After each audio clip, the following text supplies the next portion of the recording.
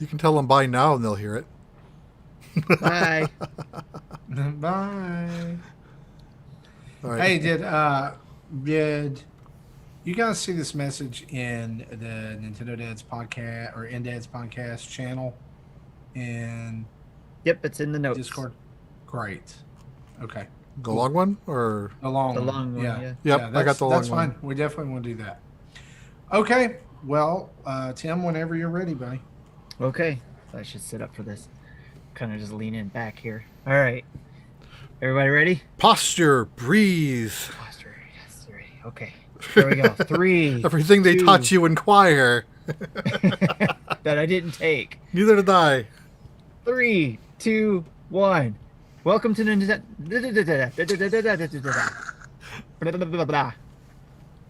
That's where we're at. I love bumper fodder. Love it. Or Welcome stinger to fodder. Nintendo Dads, episode 292, recorded on August There, 13th, I- 2020. Can you do that again? I talked while you started it. Episode tonight's on 2020, 13 August, on recorded 292, episode Dads Nintendo to Welcome. How's that? Wow. I'm just impressed that you could do that.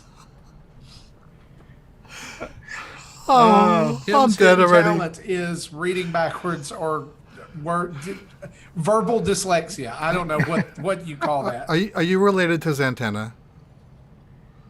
Hey, I don't know. And Justin needs to be quiet and just sit back and watch and no comments in the peanut gallery. All right, 3, 2, 1. Welcome to Nintendo Dads, episode 292, recorded on August 13th, 2020. On tonight's episode, Epic needs a timeout. Go sit in the corner. Game announcements and Fall Guys for the Switch? Maybe. Jesse, you know what to do.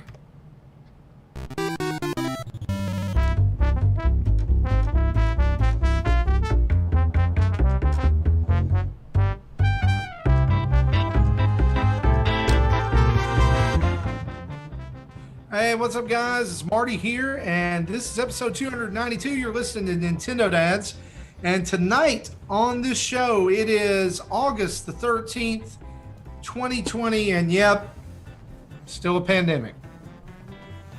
Still? Kind of getting tired of this crap. Just being honest. What mountain do we have to climb, and which wizard do we have to talk to in order to get this plague gone away? As long as it's not IGN's wizard. He's a jerk. The great Tony of Fauci will tell us how to be rid of this plague. It involves facial armor, as well as Does it have a potions- +3 to disease resistance? as well as potions that we must invent and administer ourselves. That's all I got, folks. Joining me on the show tonight, all the way from Kansas City, it's one heck of a guy, Jesse Waldack. How you doing? Comedy can be hard when you're doing it on the fly. Of course, that's if I had to think ahead and plan my jokes, they don't work. Most of my jokes are just off the top of my head. Comedy on the fly is like my life. It just happens. It's like a comedy of errors. But Yep. it's good to see you. It's good that you're doing well. Also joining us on the show tonight, Mr. Timothy Off. How you doing? I am doing fantastic, as always, because I get to be on the Nintendo Dad show and talk to you guys, and no matter how my week was going, this always helps boost that my week. So happy to be here, guys. Happy to hang out with you guys. Yeah. Yay. How you doing, Marty? I'm great. I have started my NES Lego build. I'm about, well, I guess I would say I'm halfway through, but I'm not really. Because I finished the actual console and game pack and controller, but then there's like 13 other bags laying on my kitchen table right now. So I'm not complaining about that, but it's been a blast. We were so far. talking the pre-show. You were talking about some other build that had tank treads or something, and then you compared it to the scroller in the TV. That's probably going to be a bag or two. Yeah. Oh. Yeah. Like I said, if it's anything like that Lego Sandcrawler I built, I'll be working on the actual roller for days. Just leave it. Just be like, I can't handle it anymore. But you know what I can handle? I can handle all the news that we have tonight, as well as our patrons and Twitter followers and fans' questions and comments from all over the internet tonight. So let's dive right in, shall we?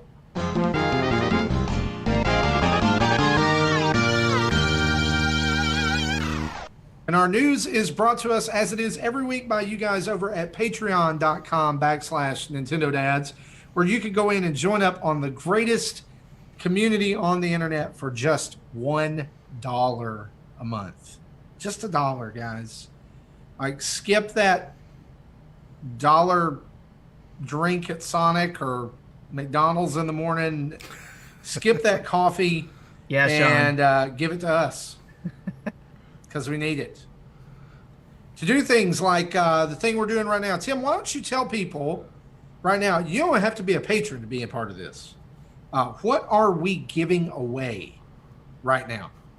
Well, I'm kind of disappointed I can't participate in this to try to win it, but we are giving away a Lego NES build set. So it is pretty epic. Basically, it's just you go follow us on Twitter or Facebook, and you can see we have our contest rolling there, and you just do what it requires and get your things in and hopefully win it. Win your NES Lego set. Yeah, we have a tiny URL code link set up so you don't have to find us in the other places. You can tinyurl.com/nd-nes-lego. Say that one more time. nd-nes-lego. No spaces, all lowercase. Yes. And again, I'm jealous. Yeah, and so here's the deal. This contest is going on for one more week. And we will be drawing that name. Yep. We'll be announcing the winner on next week's show at the very end. Yes. At the very end. That means you have to listen all the way through the show. And we'll know. We'll know if you've listened, because we're going to do it at some weird off time that you're not going to know. So you'll have to. Just going to do it in the middle of us talking about the games right. we're playing or something. You know? Right. And once you know, that's when Justin said he would be back, right? Of course he'd be back to talk. Sure. I mean, he's going to swoop in at the end and take the glory. Well, that's what it is. Not sure we'll be able to announce it next week, because I just looked at it and it still says 8 days left. So we're recording in 7. So we'll figure something out. You know what that means, don't you? It means that Justin's going to make a video where he announces the winner. Oh, look at that! Maybe nice job, Justin. Maybe he did that on purpose. Yeah.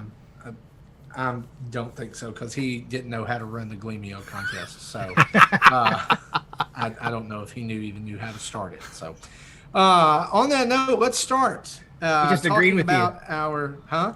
Sorry. He did just agree with me? I agree with you, yeah. Well, there you go.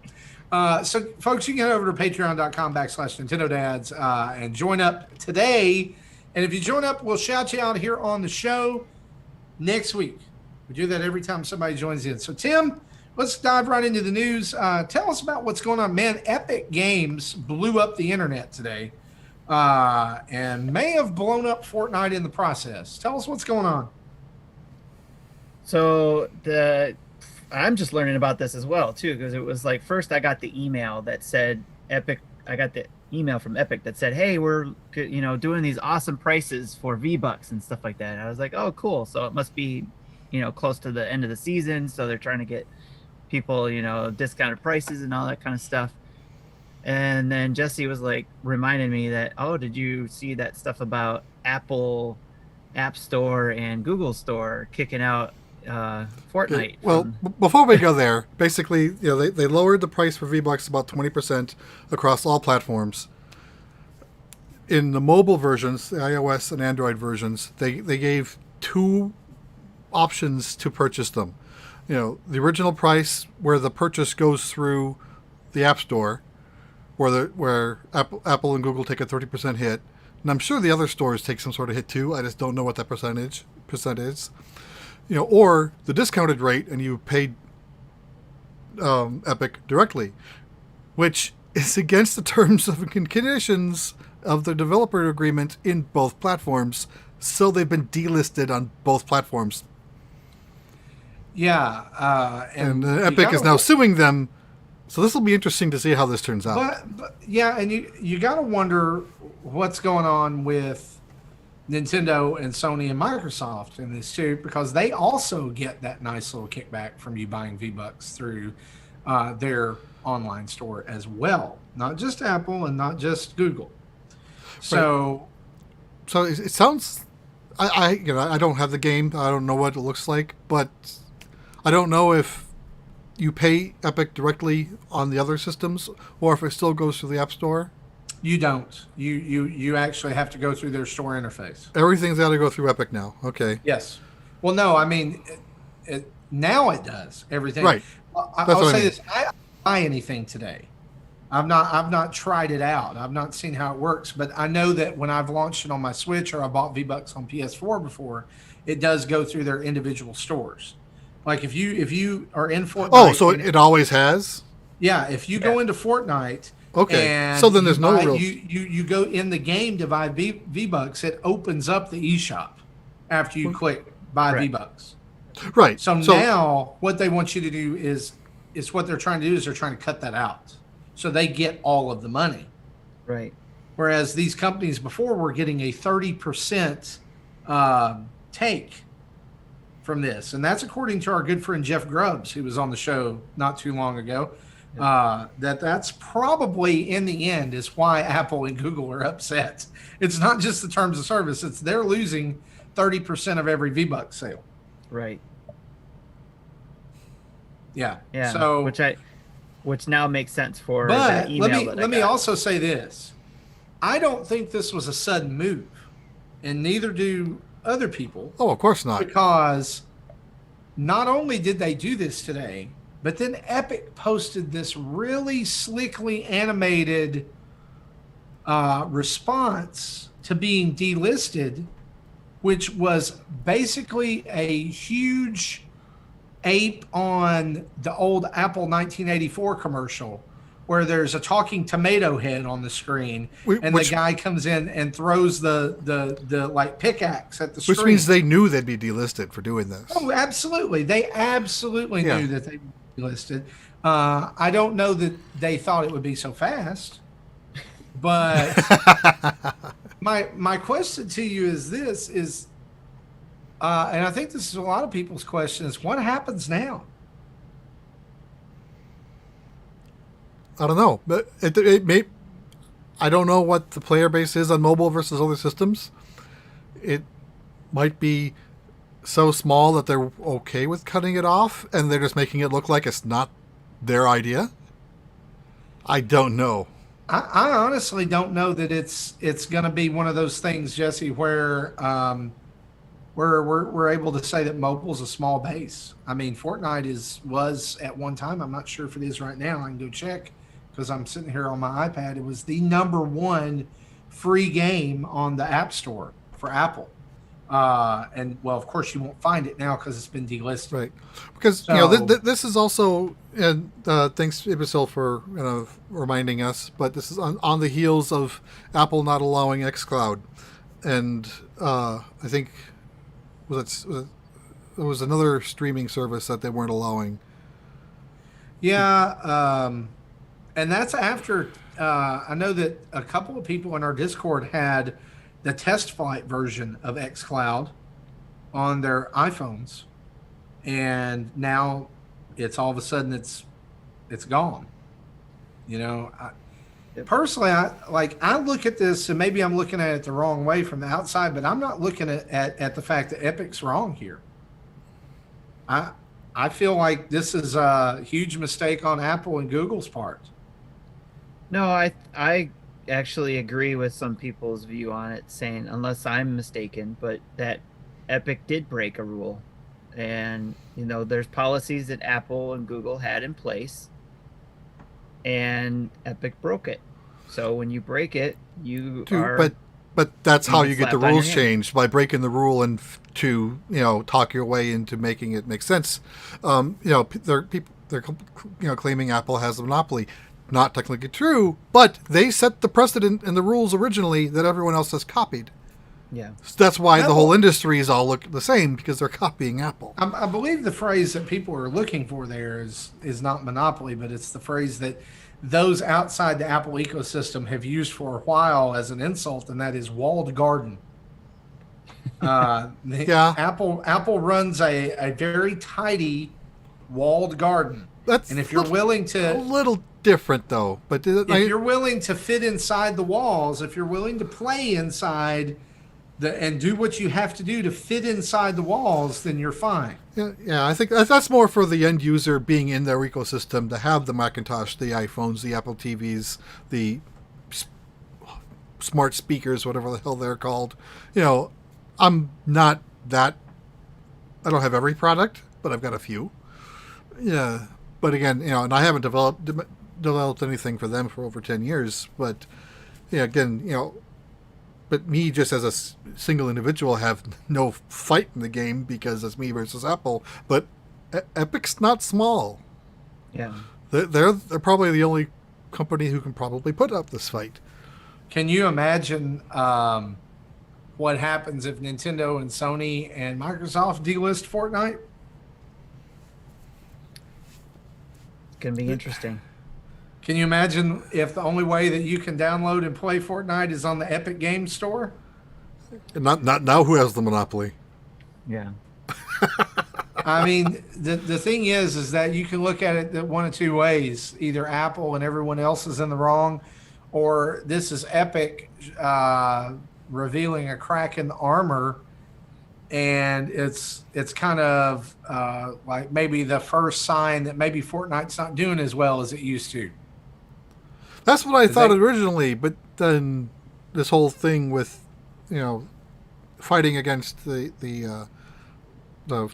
fees is kind of came up, and it can. I'm not sure what to think. It can go either way. Yeah, Epic has been doing some things that have been new and for us. Like when they switched seasons or chapters. That was all new marketing that just blew people's minds. So who knows what they're trying to do now and what will happen from this? And it'll be it's very interesting to watch from the outside in. Yeah, and I mean, I know this is not like just exclusively Nintendo news, but I think it'll be interesting to see how the Big N responds. So doing a little math, if the V-Bucks that are normal that used to be $9.99, after Apple and Google take the 30% cut, they get $6.99 for every sale.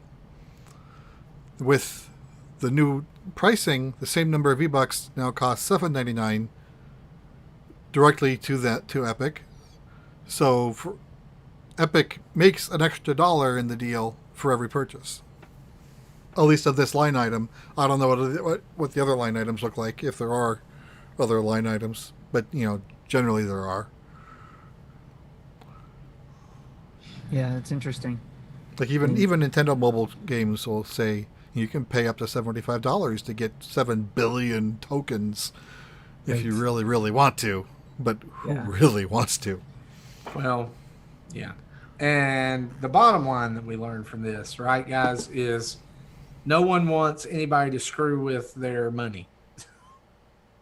Yeah, and if it is to make that point too, it's they made their point. Now let's see what happens from that. If something does get fixed or something gets negotiated, we'll see. It'd be interesting to see what happens. Okay, so let's go around the horn here. Predictions, Tim. Yes or no? Fortnite is back on the App Store next Thursday when we record. Yes. Jesse, yes or no? Probably. Yeah. We'll find out next week if we're right. Yeah, I would be surprised if it's not by the weekend. And this is just the ability for people to download it, new. If they already had it, they still have it. They didn't rip it off of machines, did they? Sure. Don't Let me look at my phone. No, they took it. They delisted have- from the App Store. Huh? It's been delisted from the store. Right. I But don't that think just it's means- been taken off phones. Right, because I know Apple at least has the ability to uninstall apps if they deem it necessary. I don't know if they It's would not do off that my here. phone. I'm sure you can still play it. I mean, I'm It sure says I got an authentication error. It won't Oh, let me authenticate. Uh-oh. We're unable to log you in. Go back and try again. Uh-oh. so they are okay. So they didn't take the apps away, but they're still blocking access. Google may have shut it down completely. Let me So, try it's allowing me to try to log in again, so I'll do that. Be interesting, but you guys can continue. I'll let you know. no, I mean, that's, I think this is super interesting. I think it'll be crazy to watch it play out in real time. And then as Ibel says, with it delisted, it can't be updated. So whenever That there's is exactly what I was about to say. that could have happened. They probably updated the server, but the client's now out of date, and that's why you can't log in. So it's optimizing. I got in. It's optimizing now. So it was just a matter of just Okay. re-logging in. So you can still play it. All right. So just hold off. Hopefully they won't push another content update before this is resolved, and you be, behind and not be able to play online. That Well, would I be- do have a Samsung phone, and they had a thing going with Samsung too. So I don't know if that makes a difference. either. I ultimately I don't think that matters because it's still running Android, and which is owned by Yeah. Google. Well, Samsung has their own own shop too. So Oh, do they? yeah, Samsung has their own shop that I can download. games Android from. phone ecosystem is so confusing to me. It's why? And people complain that Apples are so simple.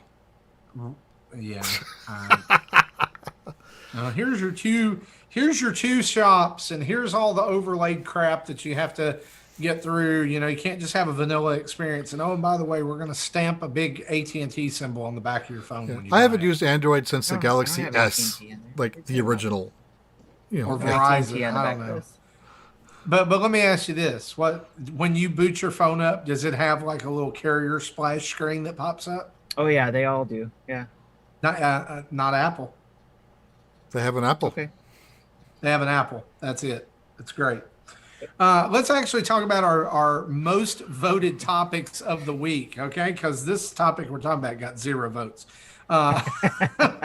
Paper Mario: The Origami King has been out, and it's been a fantastic game for lots of people. For others, it's been very divisive. One of the things that has divided people so much over this game is the battle system. That it's not a traditional turn-based RPG back and forth with experience points, different things like that. This week, the Origami King devs said in an interview that they feel or they believe strongly in changing the battle system with every release, that they want to try a new battle system every time Paper Mario comes out, which, let's be honest, over the last few years has been once per console cycle for home consoles. For mobile, they got Paper Jam, but they don't get Paper Mario, right? Or was Sticker Star Paper Mario? Sticker Star was Paper Mario. Okay, so but it was the first time that like Paper Mario was on the 3DS. Yeah. Am I right? Yes. And the only time. So probably looking at one. So yeah, by the time- that was the only Paper Mario specific game. The Okay, Paper Jam was a hybrid between So by Mario the and Luigi time- and Paper Mario. by the time we get to Switch Pro or Switch 2 or Twitch or Glitch or whatever it's going to be called next, Glitch. Nintendo Glitch. That's probably not the best name. Nintendo Don't- Glitch. don't- That's don't steal you heard it here don't steal first. that. Trademark that, Marty. There you go. If they use it, I'm suing. We'll get another battle system. So up until now, let's kind of go back and let's take a look at what we've gotten. There's been the traditional RPG, turn-based, back and forth, experience points-based fighting that we've seen in Paper Mario when it first came out, and I think Thousand Year Door had the same battle system. Am I correct? It's been a while. It's been a long time since I played that. There was some tweaks, but more or less it was the same. Okay. It's been a while since I played those games, so I don't 100% remember. But Super Paper Mario on the Wii had it was all action oriented. yeah, nothing was turn-based there. Yeah, it was almost platforming. And then We've had the card-based gameplay in Sticker Star and Color Splash, and then now the rotating origami battlefield in Origami King. So my question, and I think maybe this is why this post got a little, all the votes or whatever, I don't know, is the question simply was, is this smart or stupid? Maybe this is a new segment we're going to start here on Nintendo Dads. Smart or stupid? And so first blush. Do we need that Justin face for the stupid one from we made from 2 weeks ago? Please. Either that or Sid the Can we put his face on Sid the Sloth's body from Ice Age? I think that would be a good fit. Hi, Justin. I'm just saying that because he's probably watching. Which, by the way, quick aside here, Justin's not here tonight because he was on a camping trip with his family, and his daughter fell off her bike, and they're at the hospital getting X-rays right now. And so, Justin, best of luck with your daughter. Thoughts and prayers. Just wanted you guys to know what was going on, so you could just kind of keep him in mind tonight. Hope everything's okay. We'll try to update you if we get an update. But just quick around the horn, then we'll come back for a little more in depth. Tim, change the battle system every game. Smart or stupid? Smart. Gives it nice and fresh, because they could come back and just do they could do a sequel if it's really popular. If they wanted, they could do a Origami King 2 or whatever they want to call it, and still use the same system. And then the next Paper Mario is a whole different thing. Could be a different system.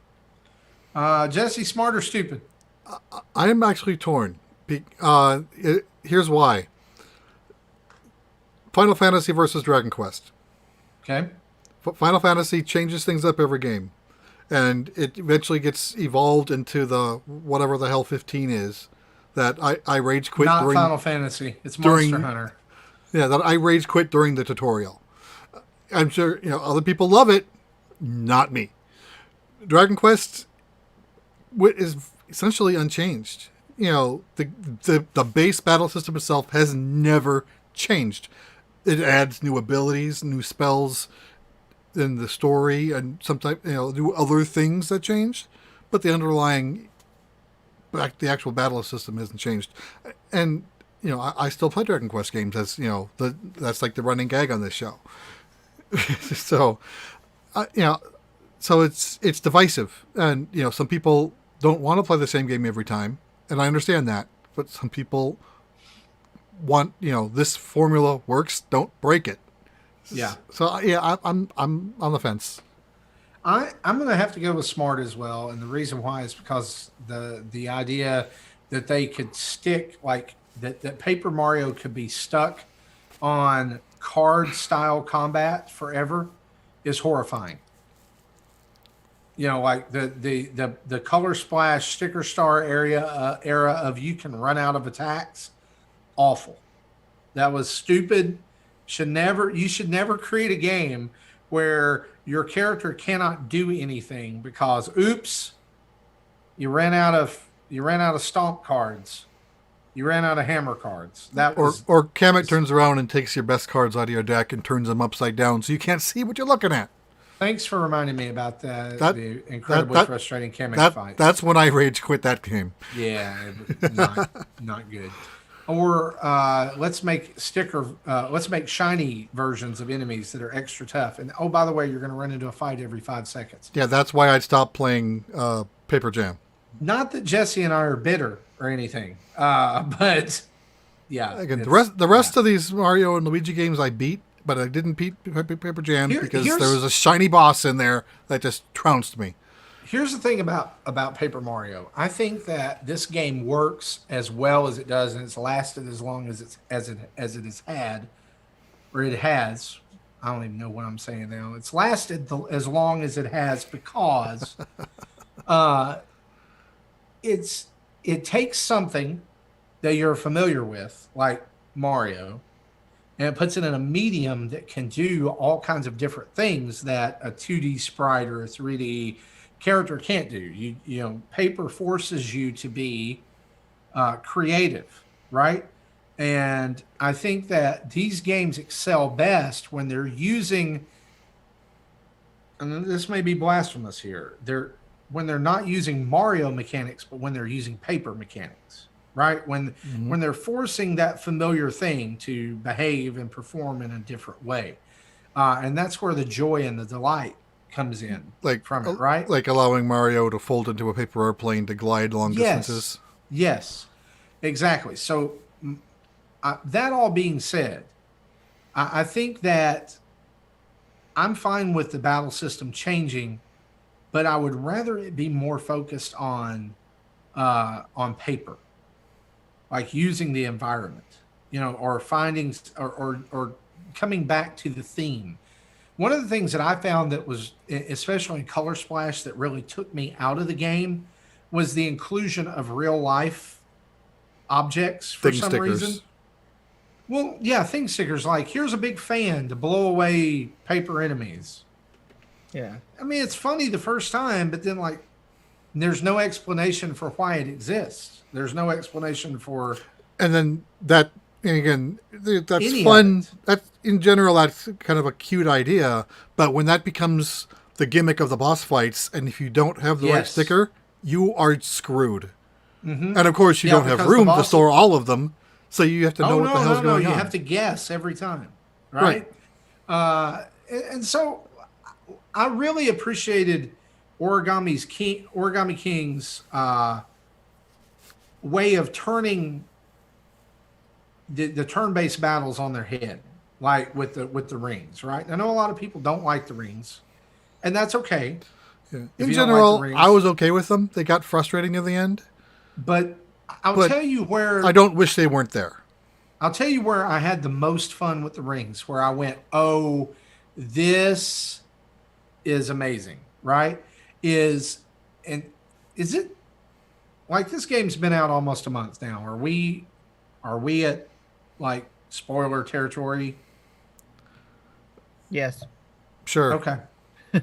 No, I mean, is it okay for me to talk about things that maybe are like 15 hours into the game? If it's I'd say that's fine. That's still less than Okay, half. so if you haven't gotten to the last ribbon, then stop listening or fast forward. Okay. Tim took the headphones off. He did. There's an enemy that you encounter in the last area, which are these giant cutout paper enemies, and there's like this. It's kind of almost like a horror element in this part of the game in Bowser's Castle, because it's like the League of Stationary member that you're fighting has literally cut these forms out, and they almost look like Enderman from Minecraft.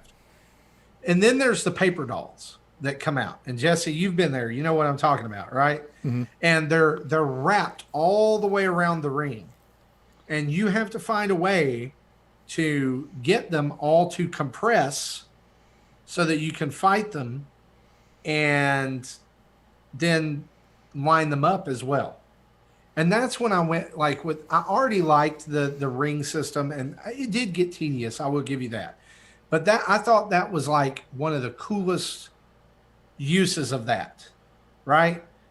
I felt like it was really unique. I think and there was like that. 3 arrangements with the paper dolls, and I only could ever Yeah. figure out one. Yeah. Well, some of them you had to spin them all the way around and bunch them up, then let them unfurl, then bunch them up, then let them unfurl, and then it would get. Yeah, it was. I saw it the was, solution after paying the toads, but I couldn't have figured that one out. Yeah, alone. and paying the toads was fun too. Hey Tim, you can come on back. You can come on back now. Okay. Hi, But Tim. Tim's playing. You're playing Paper Mario right now. You're playing Origami King. I know you haven't gotten too far into it. Do you like the battle system change for this game? Yeah, I only got as far as finishing the red ribbon. I didn't move on to the next ribbon just yet because Okay. I've been playing other things. Well, but- let me ask this a different way then, since you're not too far into it. Would a different battle system increase your enjoyment of the game? Would a different battle system increase it? I can't say that right now, because right now Okay. I'm enjoying I'm learning the battle system. So the rings. What I don't like about the rings, and I don't like this about any game that does this, is the timer. I hate Okay. timers. I like time to be Yes. able to think. Let me, there's certain games that it Yeah, fits. the A timer is timer would more fit well, annoying but early on than yes. later because later they give you more time. Okay. It's super annoying right now. I hate that kind of thing in any game where it makes you I gotta hurry. And I especially at the beginning of a game. Geez, I'm still trying to learn the whole thing, and you're like, oh, I gotta hurry up and do this, and it adds stress to the game for me Yeah. at least. So, We can but always just I still like what I've been pay the playing so toads far. more coins, and they'll give you more time. Yeah, I've been doing that, and it's been helpful. So it's I didn't still ever really get stressed out in like main game fights, like like regular enemies, but boss fights, timer stressed me out. I fully will agree with you on boss fights should have not had a timer, especially because every boss fight and every Velumental fight had you doing something different, like it was changing the way that you use the rings. yeah. So I will definitely agree with you on that. I do have to say though, I don't remember which one of you guys said it. I think it was Jesse who said, take a picture and then look at your album of the boss fight. Oh, so yeah, it was that's Es- very handy. That came in handy for the Especially that timer. last Velumental, Tim, when you get Okay. there. The last one, you'll definitely need it. I've been Jesse, using that. let me ask you the same question. Would a different battle system have made the game more enjoyable to you?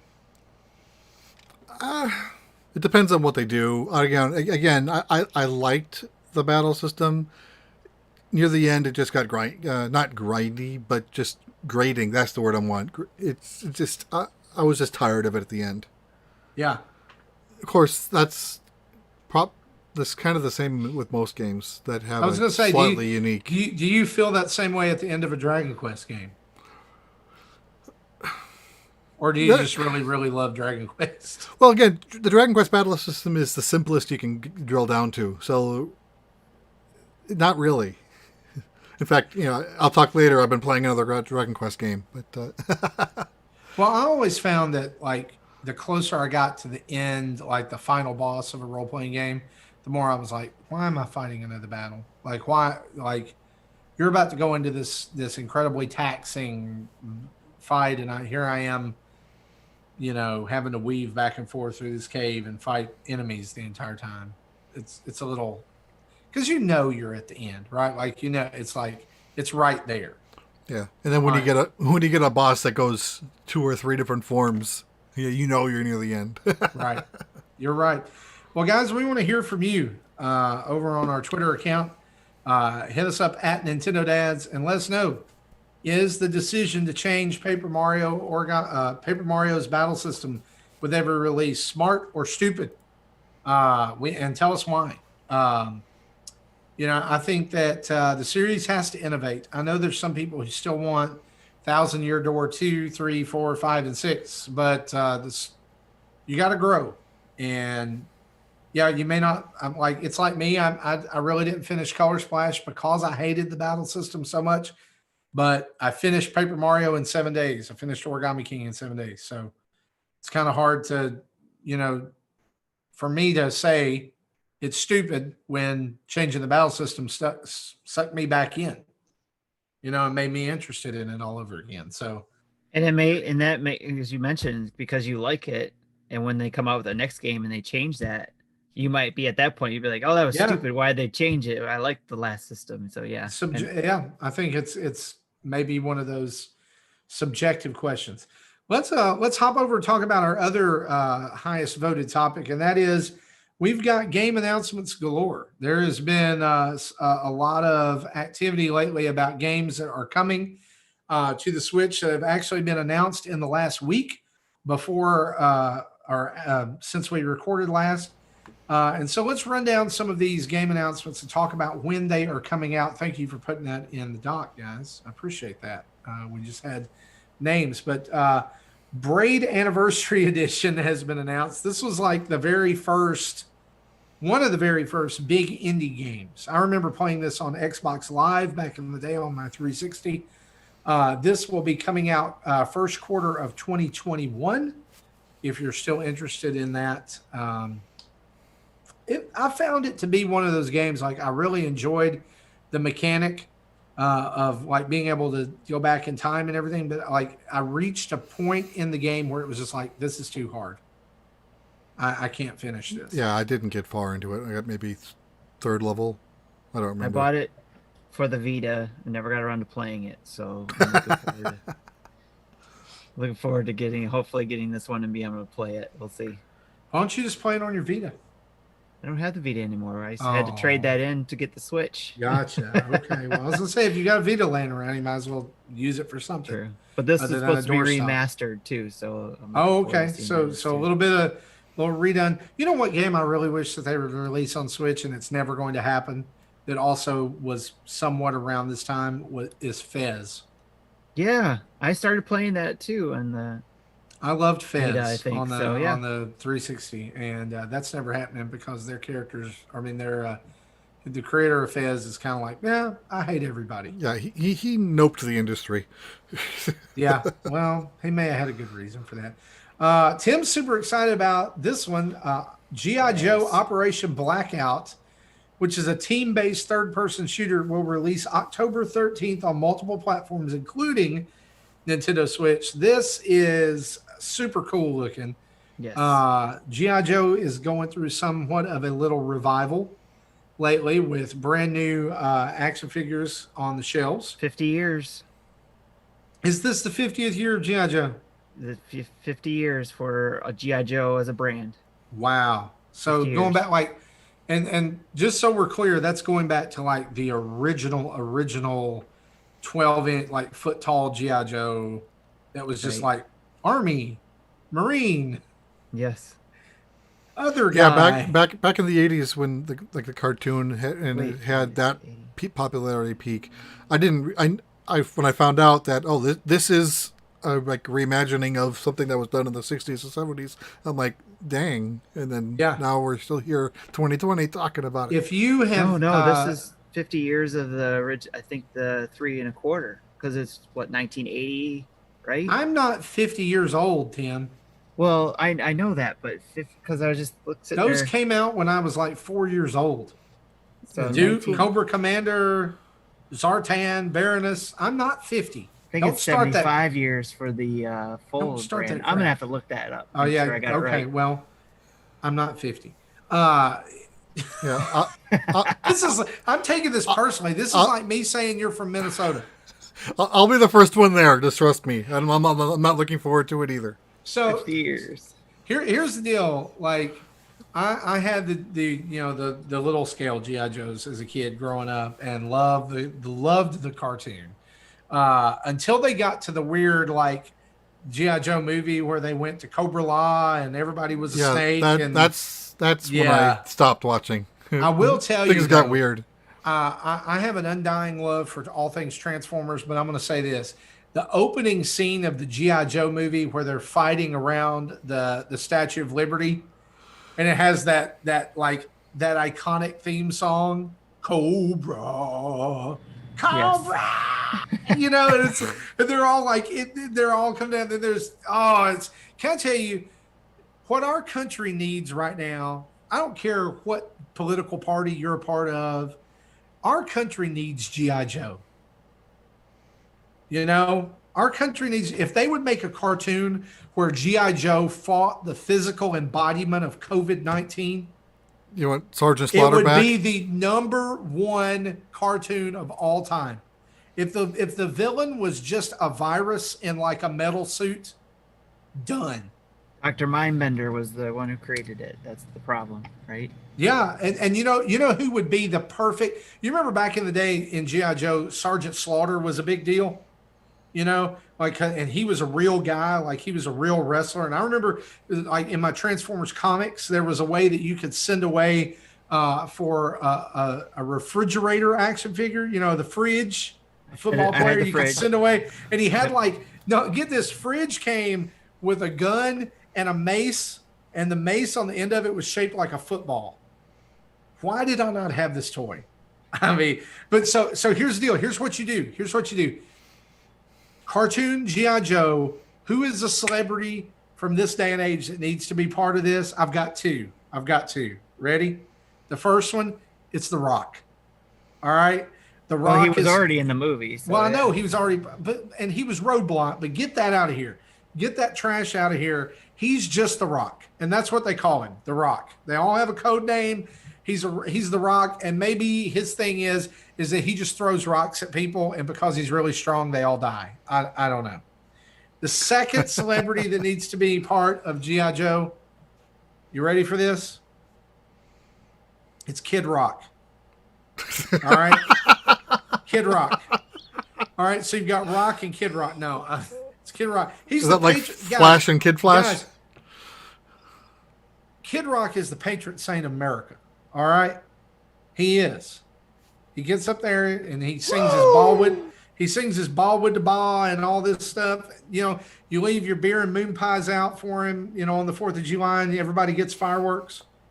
That's it. That's it. Rock and Kid Rock. We have not talked any about this game. Tim, tell us about this game. I'm sorry, I just went on a big tirade about G.I. Joe. I get excited talking about the 80s. I do. Right, I know, right? So, I Wonderful mean, time. I'm excited about it because, again, I'm a big G.I. Joe fan. I can't remember every single detail, but as a kid, I had a lot of the toys, a lot of the comics, got into the cartoon, got into the movie when that came out, and just was over the moon with it when I was a kid. And I have a few of them that I kept held on to for a while now. In fact, I was showing off during the pre-show.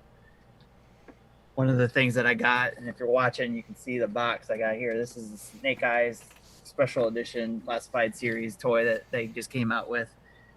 New toy line I'm excited about because those are my favorite characters. So, but I'm definitely looking forward to this game coming out for the Switch and the other systems, in fact, too. So it's one of those things I might even double dip and get it for the Switch and the PlayStation. So, So Tim gets his game in October. I get my game in September with WWE 2K Battlegrounds. They did a big trailer for that this week. It's still coming, and outlined that it's going to have Create a Wrestler. It's going to have online tournaments and online Of all the podcasts I've listened to that talked about, you know, like that direct and then pinpointed the WWE game, you're the only one looking forward to this. Everyone else ridiculed it. I don't care. They're not American. I mean, I don't know. I'm going to play the crap out of this game, and I'm going to make all of us, and we're going to have the Nintendo Dads SmackDown channel. I'm serious. It's happening. It's going to get streamed. And it's Nintendo Dads versus the Mega Dads. Do you remember that? You remember Mega Dads? They challenged us one time, and they did this whole thing. What it'd be like if we were in a wrestling match together. Yes. It's happening. It's happening, boys. I think that's where Eric came from that conversation. Yeah. Well, that's what we're going to do. We're going to make you, and we're going to make Eric. All right. So he is the 7th Nintendo Dad. I'm going to definitely have to pick up this game too. So. He is the one who watches the watchers. That's Eric. All right. Eric. Yeah. So also coming out this. You're going to make it Wajon too. Yes. That's apparently a thing. Adam posted some old comic. I don't know how when he drew it in their Discord, but Wajon is a character in this comic. Oh yeah. We're definitely it's happening. Also announced this week, Oceanhorn 2, Knights of the Lost Realm. This is coming out fall of this year, apparently. So, and this is a new date release for this. So, chances are it's probably close to being done. And it's not going to get affected by the COVID. So, did any of you guys play Oceanhorn? I've never heard of this series until this came out. It was one of those original games that came out for the Switch during its launch time and launch window, I'll say. Yeah. But I never got around to playing it, but I've heard good things about it. This was on Apple Arcade, so I played it a little bit there, and it was okay. This one though looks like it looked like it was trying to be like a Zelda Breath of the Wild type clone back then. Even Breath of the Wild / Wind Waker. I think. Yeah, I was gonna say even some Wind Waker elements. This looks like it's kind of going in maybe its own direction and adding to, and who knows? Well, it looks like they did a great job on the dungeons and stuff. So that's I know a lot of people love Zelda dungeons. So looks like a cool game. I mean there were a lot of people who liked Oceanhorn a lot when it first came out. So definitely be one to look at and take a look for. Also coming out October 2020, Oddworld New and Tasty was announced this week. So another Oddworld game Third making world. its way Yep. Third one. to the Switch. And some bad news that just broke as we record this show. Thank you, Ebucel, for bringing this to our attention. Sports Story, which is the follow-up to Golf Story that a lot of our community really enjoyed, was supposed to release mid-2020. It was announced earlier this year in an Indies Direct. Now has a release date of TBD on the eShop. And if you don't know what TBD means, that means to be determined. The COVID got it, y'all. Yep. Yep. So, Sports Story, maybe this year, maybe not. Maybe that'll come during an eventual direct if we ever get one. Probably not. I don't Who know. knows? Who knows? At this point, we don't know. So that's some stuff coming up. You guys kind of keep your eye on that. Hopefully some more games will be announced here. And like we talked about last week, Pikmin 3 Deluxe is on the horizon as well for October. So keep your eye on that if you are a Pikmin fan. No, I just thought of something for the to be determined thing for Sports Story. Okay. One possible way to look at it too is, especially if you're hopeful, is that Nintendo is going to do some sort of direct, and it will be a shadow drop, and that's why they switched it to be determined. That's possible, but usually if a game falls into TBD, it's normally because they're in development hell. Mm-hmm. Yep. But Yeah. I'm trying to get But some hope here. That's all. I have seen games. I have seen games go from TBD to released out of nowhere without a release date announced beforehand, but not many. That's true.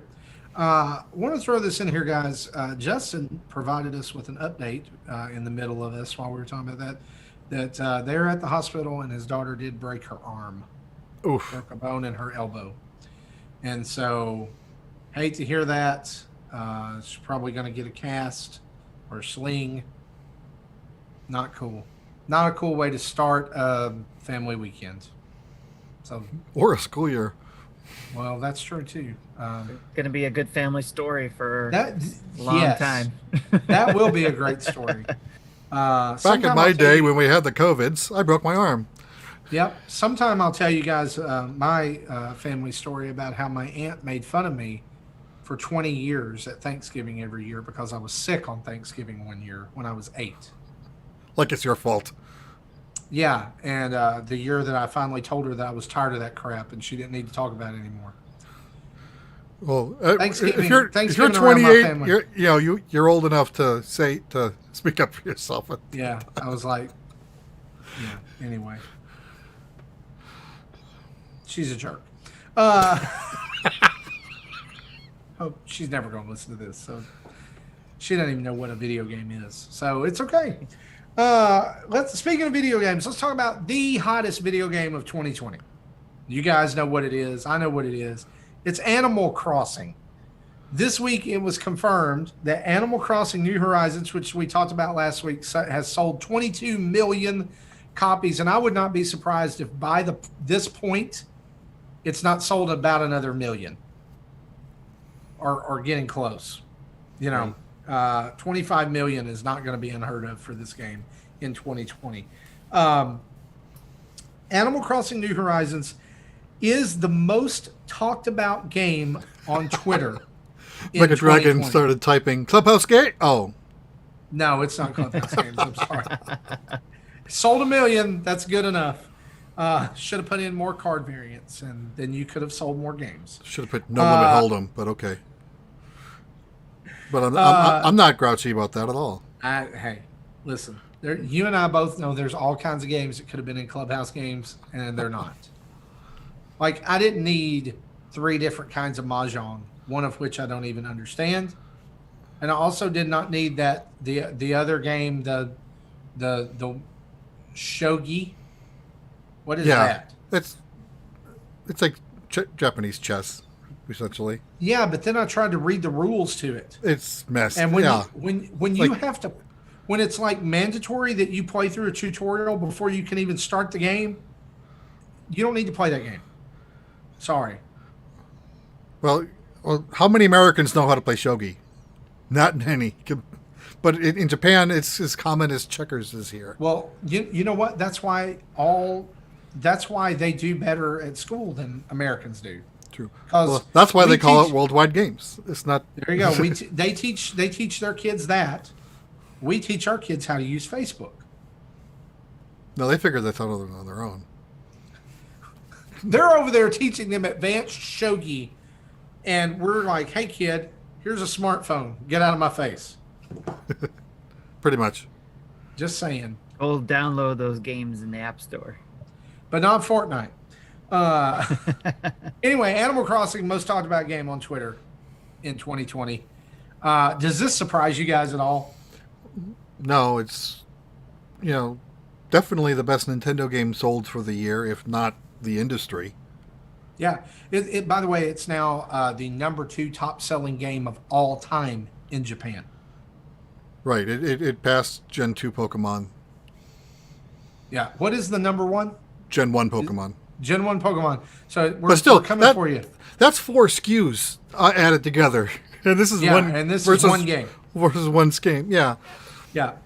So, Because so here's my in- question. In comparison, I looked up, say, Grand Theft Auto 5 for the PS4. Figured Okay. that's Huge one of the. exclusive for the PS4. Well, it's not exclusive. It's on other systems. But Well, the that's true. PS That's true. PS4 is the best-selling console of this generation, so I figured it would have the best single SKU sales, less than 20 million.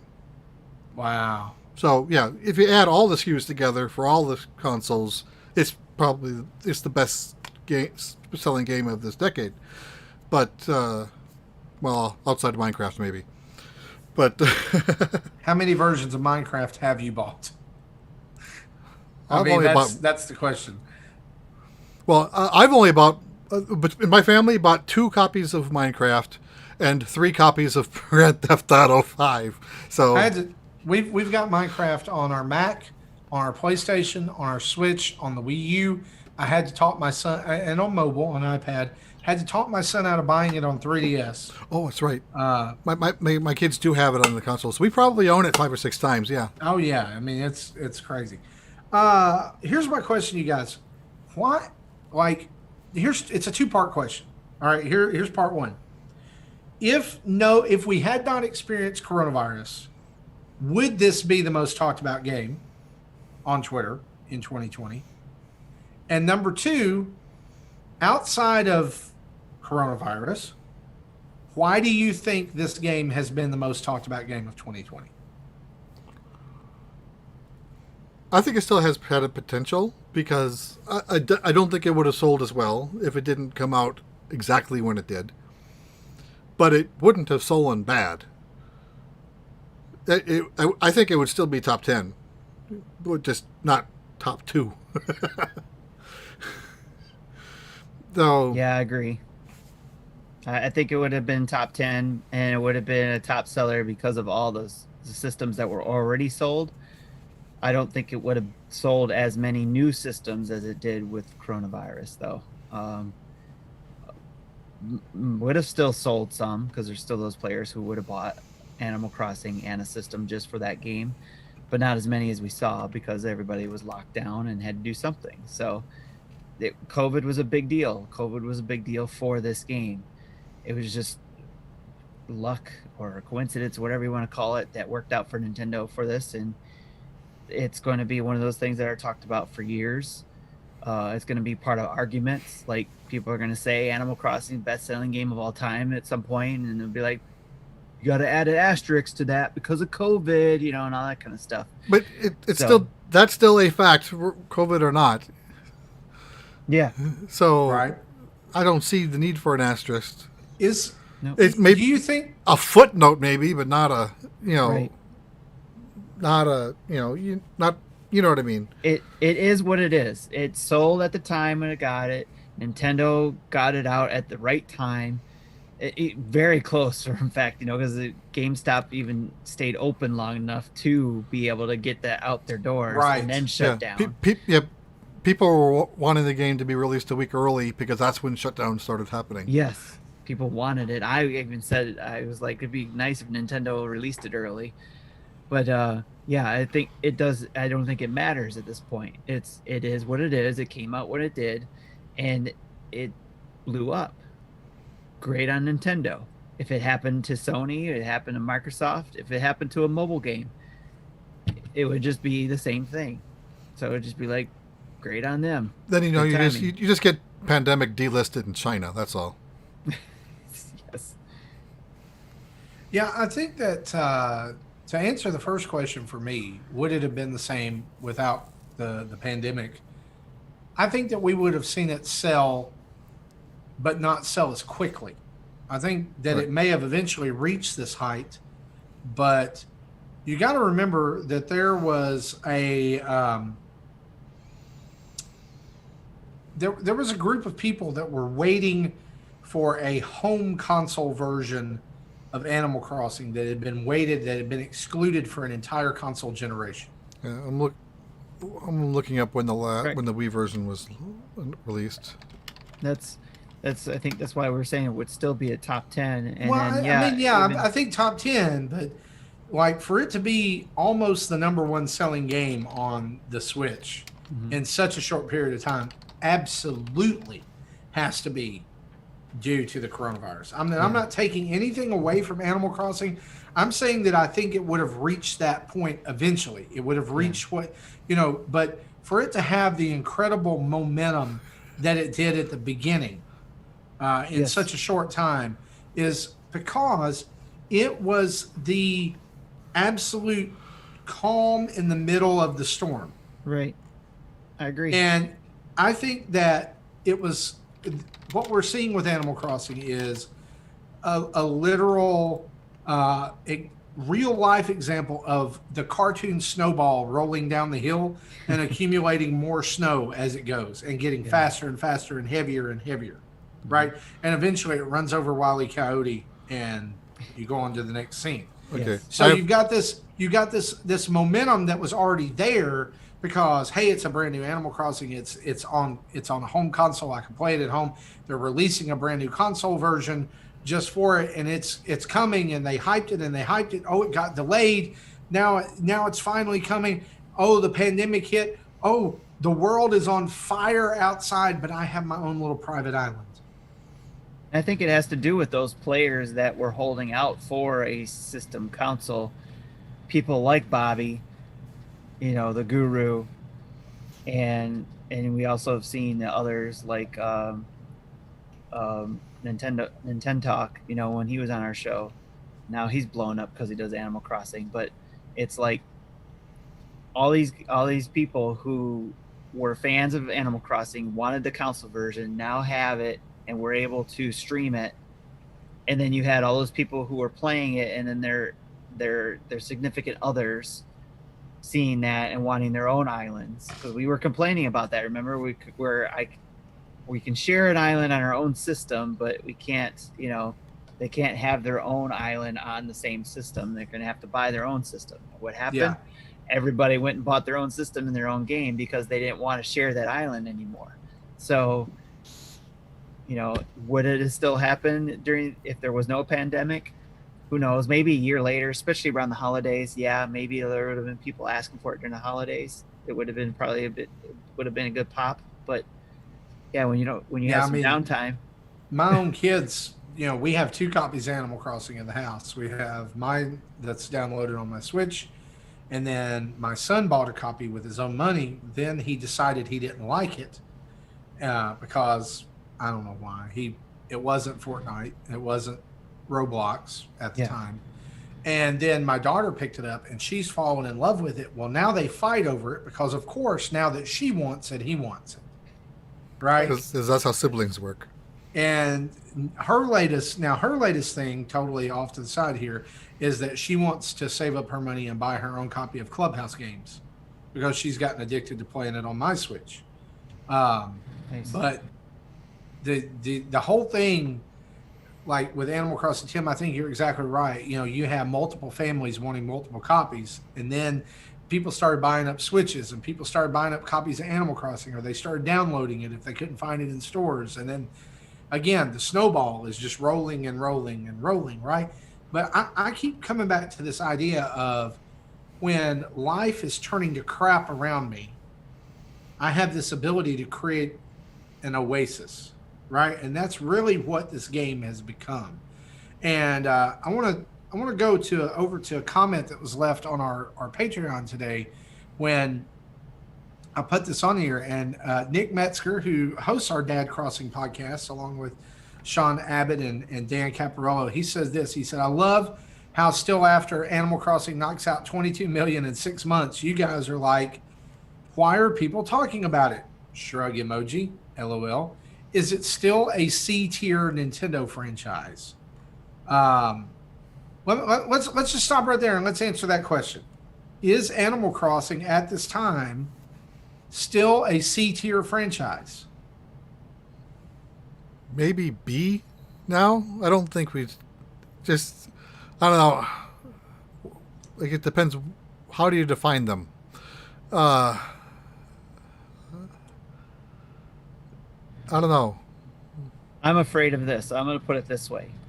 The next time they do an Animal Crossing, and I think we've all said this before, it will not sell the same amount that it's done now. Oh no.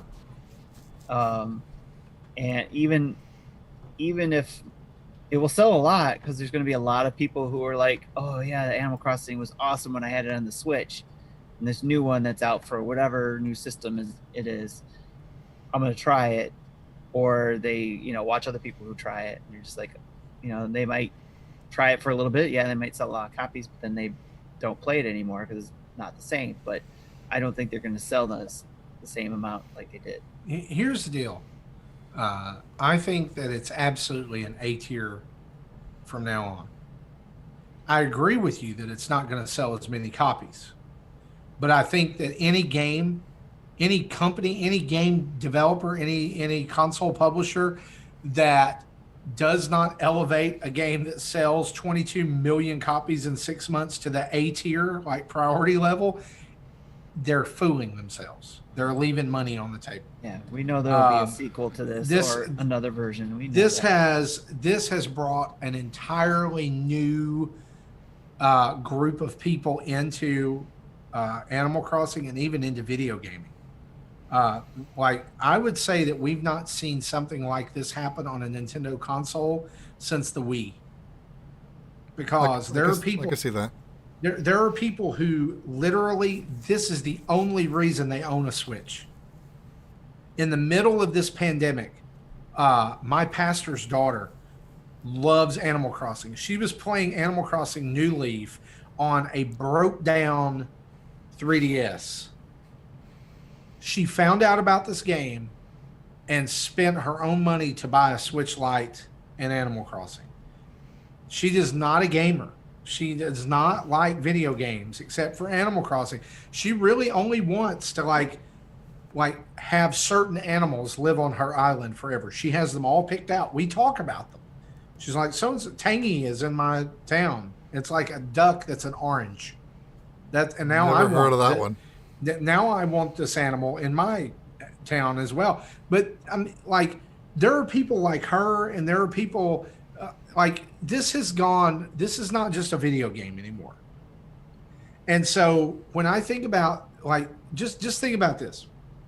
In this console generation, you have a game that has sold over 22 million copies. That was a C tier franchise for Nintendo. That absolutely has blown out of the water A tier franchises that Nintendo has put so much effort into pushing. And I mean, not only like blown them out of the water, like sold 10 times more.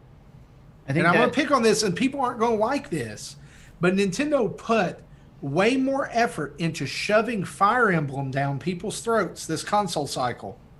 And it only sold 2.8 million copies worldwide as of March. There was something you said I think is key to the definition that Jesse wanted for what is A tier or what is B tier, what is C tier. But I think what you said, what defines an A tier, I think one thing that you can say that would define that is it a system seller? And yes, Animal Crossing. If that's the Zelda definition, then systems, definitely yes. then it should be yes A tier. Well, So, here's the thing, for though, Mario, is Mario is a system seller. Zelda's a Breath of the system Wild, seller. So Smash. right there, I think that should be part of the Pokemon. definition of an A tier.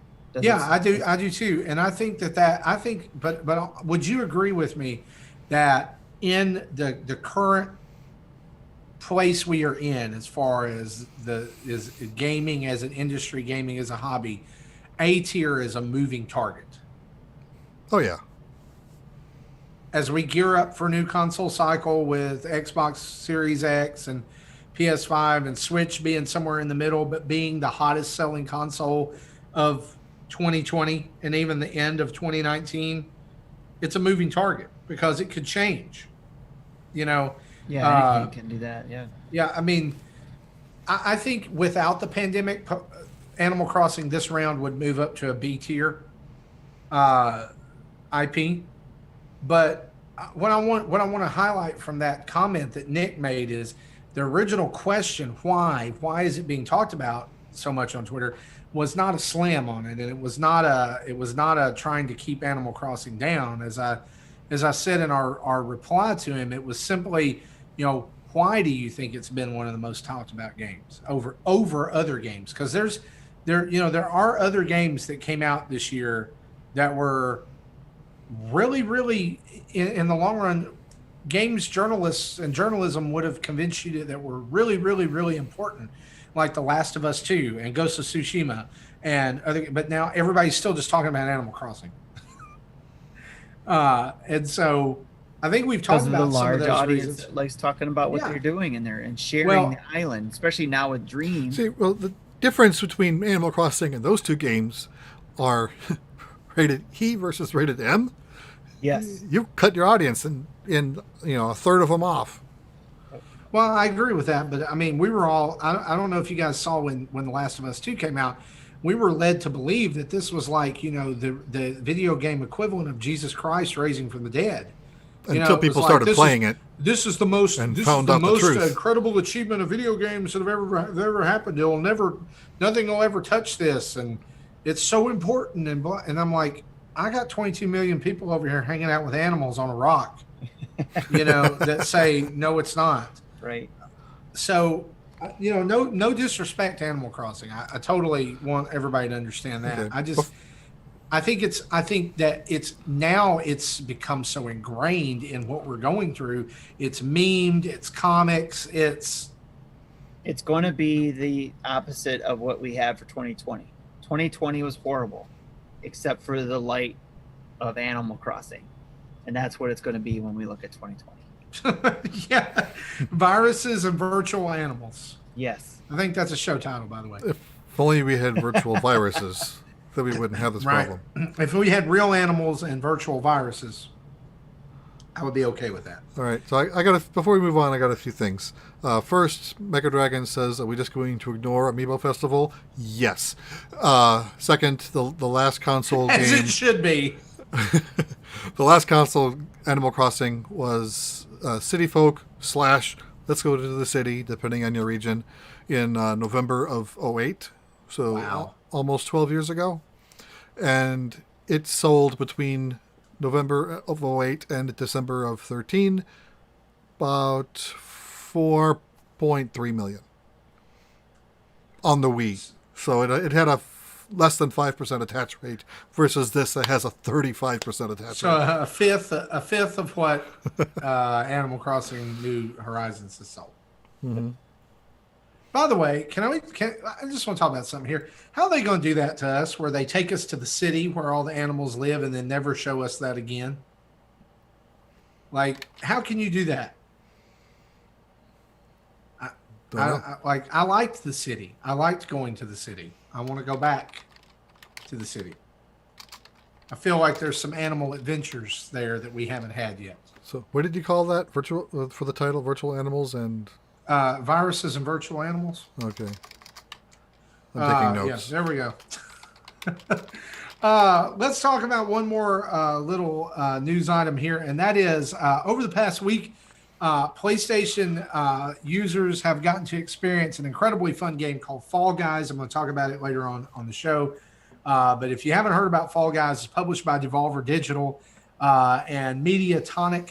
And it is basically a multiplayer online version of Wipeout. Or shows like American Ninja Warrior or something where you run a course or you do these physical challenges and try to be the last one at the end. And it's incredibly charming and cute. I don't know what the little things that you play are. They kind of look like beans with arms and legs. But you can like earn currency to buy visual upgrades and even level up in the season pass. It's free. I thought they were chickens or hens or something. They do kind of look like chickens, but they don't have beaks. It's just a white face with. So we just started calling them If only we could design our own, then we can create the Nintendo Dad's task and that would be Guys. Yes, I hope that's coming eventually. But anyway, Mediatonic say that they would like to see the game on other platforms in the future, and hinted around that Switch would be one of the ones that was, up for that. Personally, having played this game over the weekend, I think this is a super obvious fit for the Switch because it's incredibly kid friendly. It's really easy to drop into and play. You don't have to do a lot. Use like 3 buttons. And it would be super cool to take this with you. And it's not graphically taxing either. I mean, it's at all. It's literally 60 beans running around on a flat surface. Here's a question for you. Yeah. It's a hot topic, right? Okay. Would it have done as well if it was sold on the Switch first and lost in the eShop? Ooh. I don't think it would be lost in the eShop. I think they probably would have promoted the crap out of this.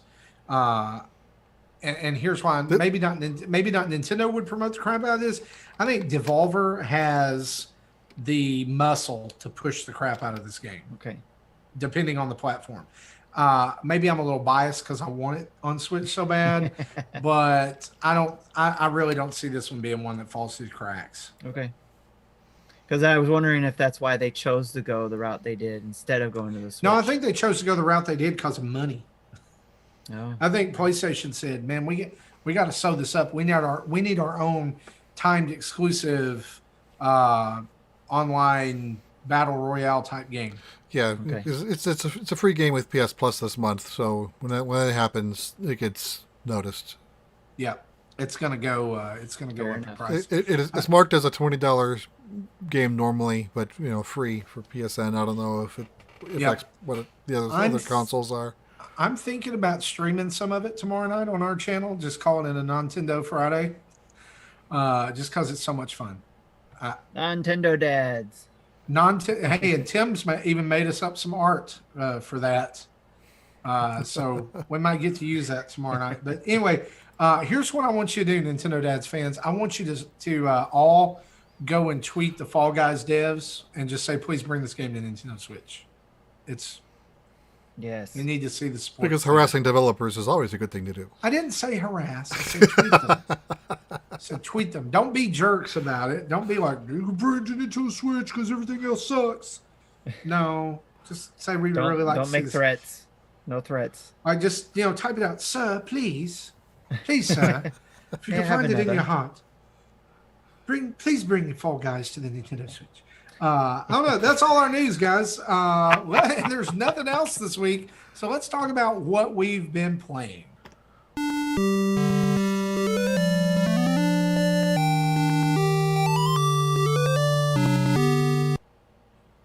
Jesse, I'm going to throw it over to you first because you've already kind of been talking about that you're playing yet another Dragon Quest game.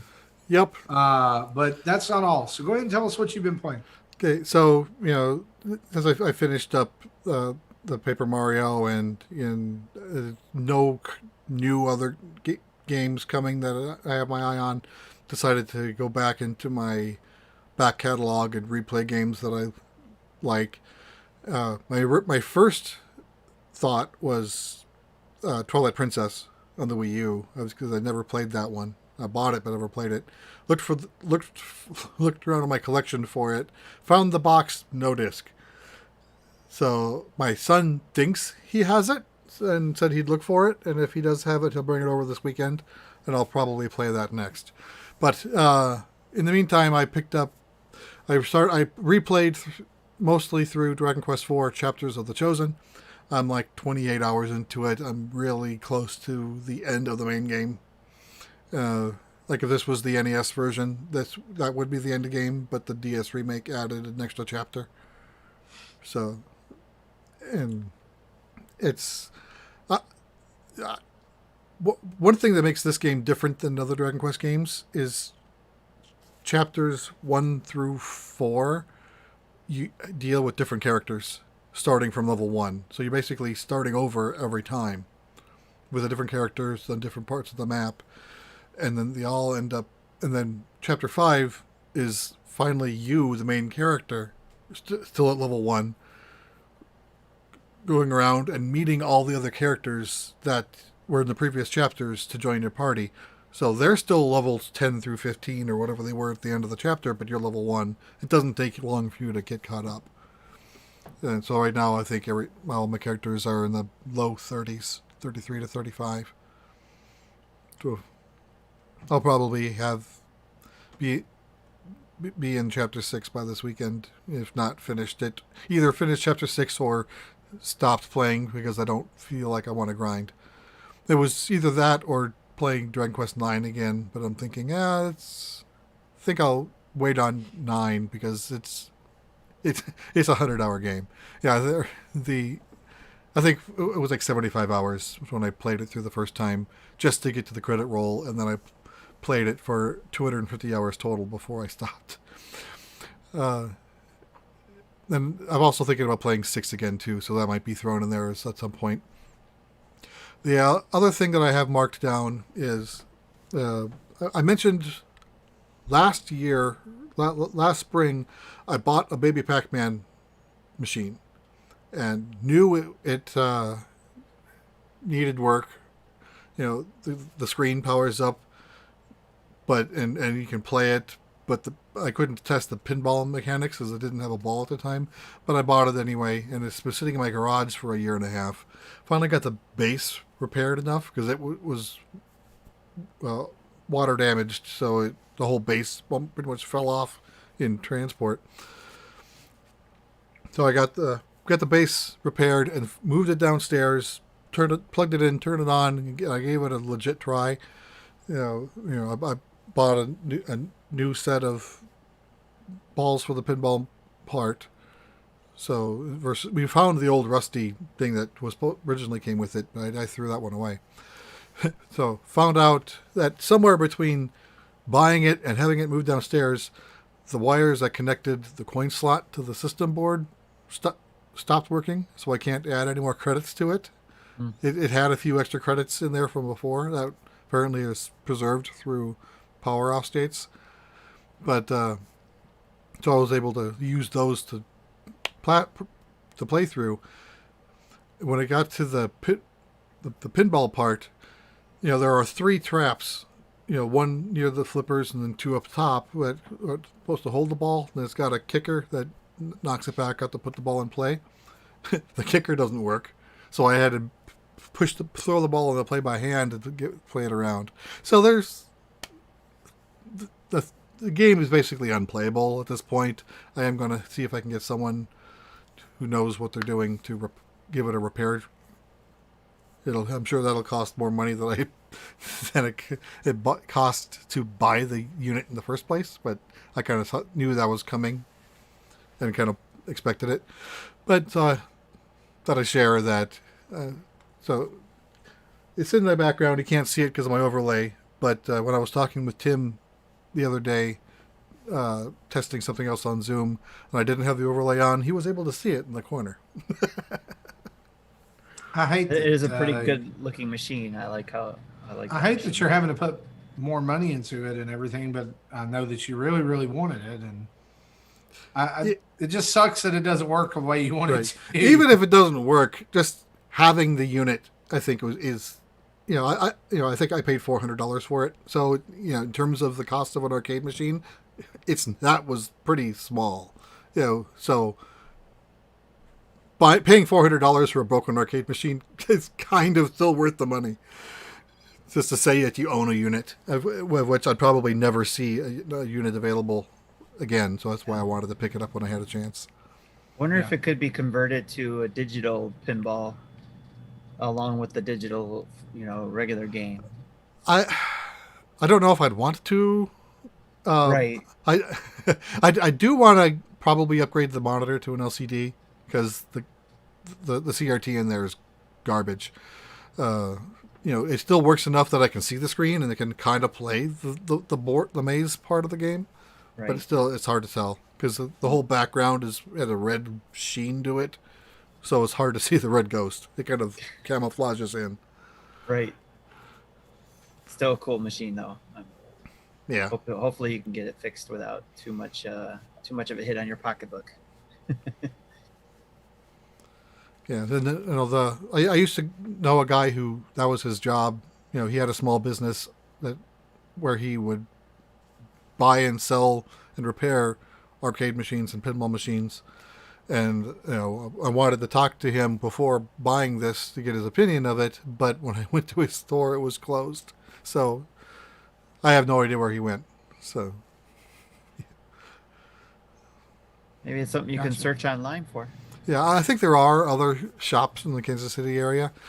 The problem, the big question is I don't want to move the thing again. So I'd have Right. to, whoever comes I hire to repair it would have to agree to come to my place because that thing's not moving upstairs again. Not. Right. Definitely. Tim, what you been playing, bud?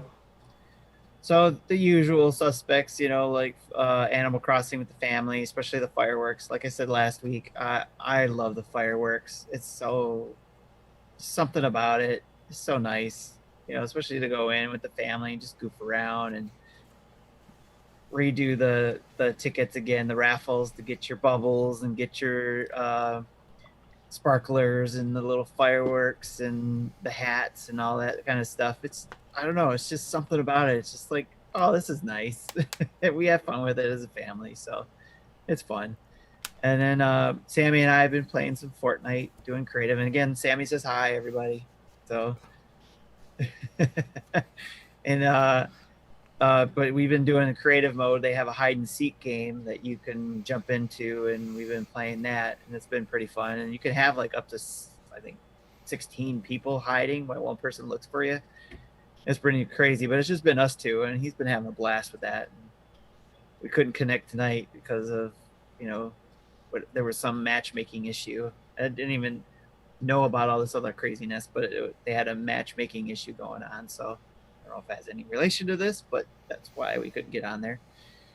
So we're trying again tomorrow. But the game I have been spending a lot of time with is on my own was Faria. And is Faria.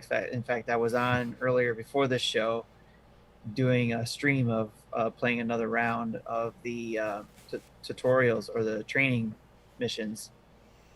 And this game is more than I expected it would be. I mean, I thought, I knew it was going to be a card strategy game, kind of like your Magic the Gathering, if you're familiar with that type of game. And their system, there's a lot of similarities I see with that, and I like what they're doing with it, even with like the lands that you have to grab or to use in order to pay for the creatures you're putting out there. I like how they use that between lands and orbs and stuff like that, but without getting too detailed or too much in the weeds with the game. Again, I did a first look video that's already out on our YouTube channel, and I did streaming, so you can rewatch that both on YouTube and Twitch. You can watch those just to see that match. There's a lot of content to be had in this game. Not only is it a multiplayer game between two people playing each other, which I did on the first playthrough by accident, I'll tell you too, because I was not planning to do a battle with somebody online because I knew it was just training.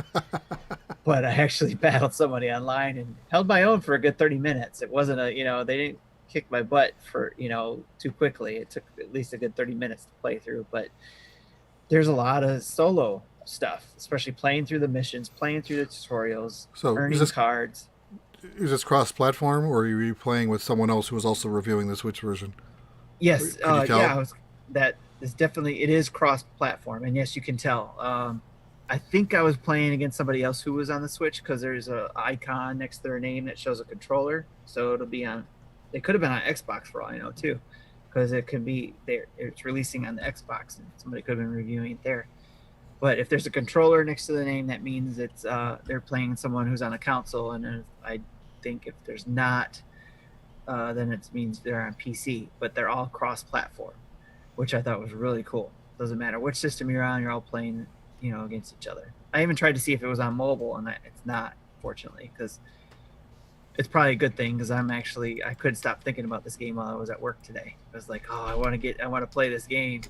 So, and the reason why is I've played Magic the Gathering for a long time, and it's an expensive game to get into, physically, the physical cards and stuff like that. And I had to give that up because of how expensive it is in order to continue my hobby in video games and the occasional collectible type thing. So I had to give that up. I still play every now and then with some friends from work. Haven't played since COVID started, but they let me use their cards so I don't have to go and buy new cards. But Magic the Gathering I loved, and I was interested in the Magic the Gathering Arena, which is online, digital version of Magic the Gathering. But again, it costs a lot of money. You still buy packs, you still buy cards, you trade cards and all that kind of stuff. Here, you do buy some DLC decks and cards, but and they're right now I think they go for $9.99 for the DLC, and it's $20 for the game. But for the Switch, which I thought was really cool, is the first 30 days with the first 30 days that it launched, so between now and this time next month, you get all the DLC that they have right now for free. So there's I think 5 different DLC packs that are $10 each, 4 or 5, that you bought on your own that you would be paying another $50 for if you bought them all. But you get it on the Switch for free after buying the game for $20. So if you're interested in card strategy games, and you like Magic the Gathering, I really enjoy this game, and I highly recommend checking this out. It's been a lot of fun, and I'm hoping to jump back in at some point. Maybe not tonight. I don't know. We'll see how I feel after we're done with the podcast. But and I'll probably try to stream some more. So, and yeah, Simple Monk was there watching too. So I'll say, what's up, Simple Monk? Thanks for coming to watch the stream. And there was I think I had 7 viewers at one point on Twitch. And I don't know how many on YouTube, but Kid Kat was there on YouTube, so she was asking some questions, which is really cool. So thanks for all those watchers. But again, yeah, that's trading card game, or I don't know if it's necessarily trading because you're not trading anything, but card strategy game with a lot of similarities to Magic the Gathering. Really cool, a lot of fun. Watch my first look, watch this restream, watch anybody else's take on it. Get a feel for it if you're into it, and I would say go buy it. It's definitely a buy. Cool. Well, the only Nintendo game I've been playing this week, or game on a Nintendo system, is a brand new game that came out today on the eShop called Boomerang Fu. Justin's got a preview of this one over on our channel on YouTube, so you should go check that out. But if you're into party games, kind of like Astro Duel Deluxe, or just games where you run around and there's a bunch of chaos and stuff's exploding and people are flying everywhere, this is your type of game. You play as various pieces of fruit or other things you might find in the kitchen, like a cup of coffee or bacon or a jug of milk. They're equipped with boomerangs that you're trying to hit your opponent with and cut them in half. And you run around this map. Up to 6 people can play at a time. And you want to, basically what you're trying to do is eliminate everyone else. And the first one to get so many eliminations wins. Or you can play free for all.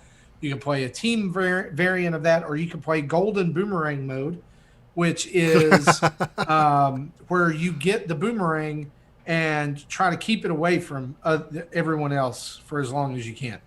And Is that controls like are Golden super Gun simple. mode in 007? No, you're No? not. I don't know. It may be an homage to that, but That's the first thing I thought of. it's kind of like capture the flag. So you want to hold it for the longest amount of time. You move with the stick. You dash with B.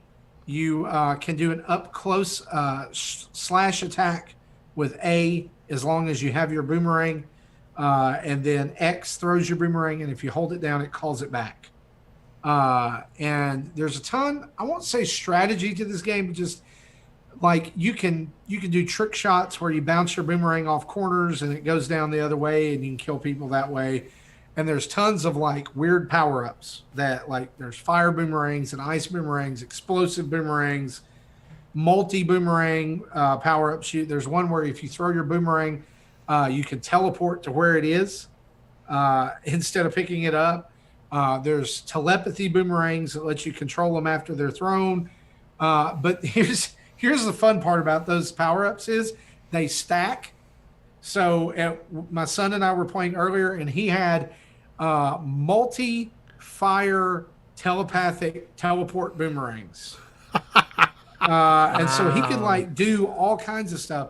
And one of the things I think is really cool about this is if you get behind, the game will help you. You can turn this off, but the game will help you. You'll actually start with a shield. You can take one hit. I love the character designs. I love the randomness of it all. And there's tons of stages with all kinds of different mechanics going on. Like there's one where there's two sides and there's a bridge in between them, but the bridge has these stone pieces on either side. And if you're trying to cross the bridge, somebody can hit a switch and it smashes you. It smashes anything on the bridge in the middle. There's moving platforms or stages where the platforms completely fall out from under you. There's one that has a giant rotating croissant in the middle of it I've seen that one in the constantly video. Yeah. blocks off parts of the map. Super charming game. Because the I think it croissant was- is boomerang shaped. yeah, right. $12 on the eShop, and it's a ton of fun. We were yelling at each other, laughing, jumping up and down. It's really cool, really really fun, and I expect it. If it gets popular enough, will probably be a game that gets further, like characters or something added down the Now, way. you guys were playing it on your system. It wasn't like local play between two systems. It was just one. We were playing couch it on co-op? one. We were Okay. playing it on one system. That is correct. I should have mentioned that. Let me check and make sure that it doesn't have online because I wanted. I do want to mention that if it's there. Here's some of the things as we're waiting here. Couch multiplayer, up to 6 people, stack power ups, over 30 arenas. You can team up. You can change the rules. I meant to say that too. There is modifiers Okay. that you can add to the game to make it different, or make you start with different power ups or different Nice. things like that. And you're As playing far with as your Joy-Cons? It looks like- just using looks- Joy-Cons to play?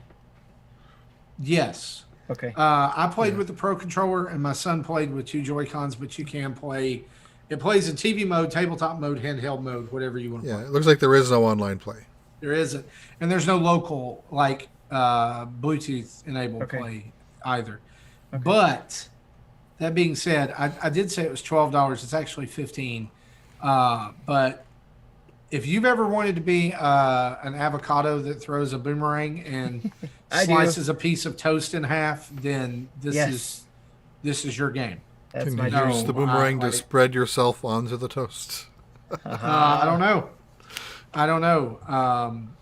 Lots of fun. I really, I've really always since the beginning of having a Switch been a huge fan of Astro Duel Deluxe, and I still one of the games I recommend for couch co-op and multiplayer to a lot of people.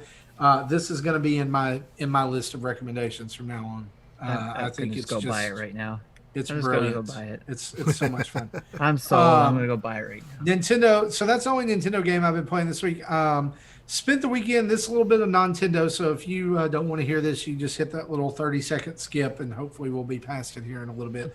Played a lot of Fall Guys this weekend on the PS4, enough to know that I want this on the Switch if it ever happens. Like I said, it's American Ninja Warrior / Wipeout meets Battle Royale. You know, everybody's trying to be the one at the end, and it starts with 16, narrows down, and then it narrows down again, and then it narrows down again, and then you have one final race. Usually games take about 5 rounds, and it's all different game types, but mainly it's physical challenges to stay in the game.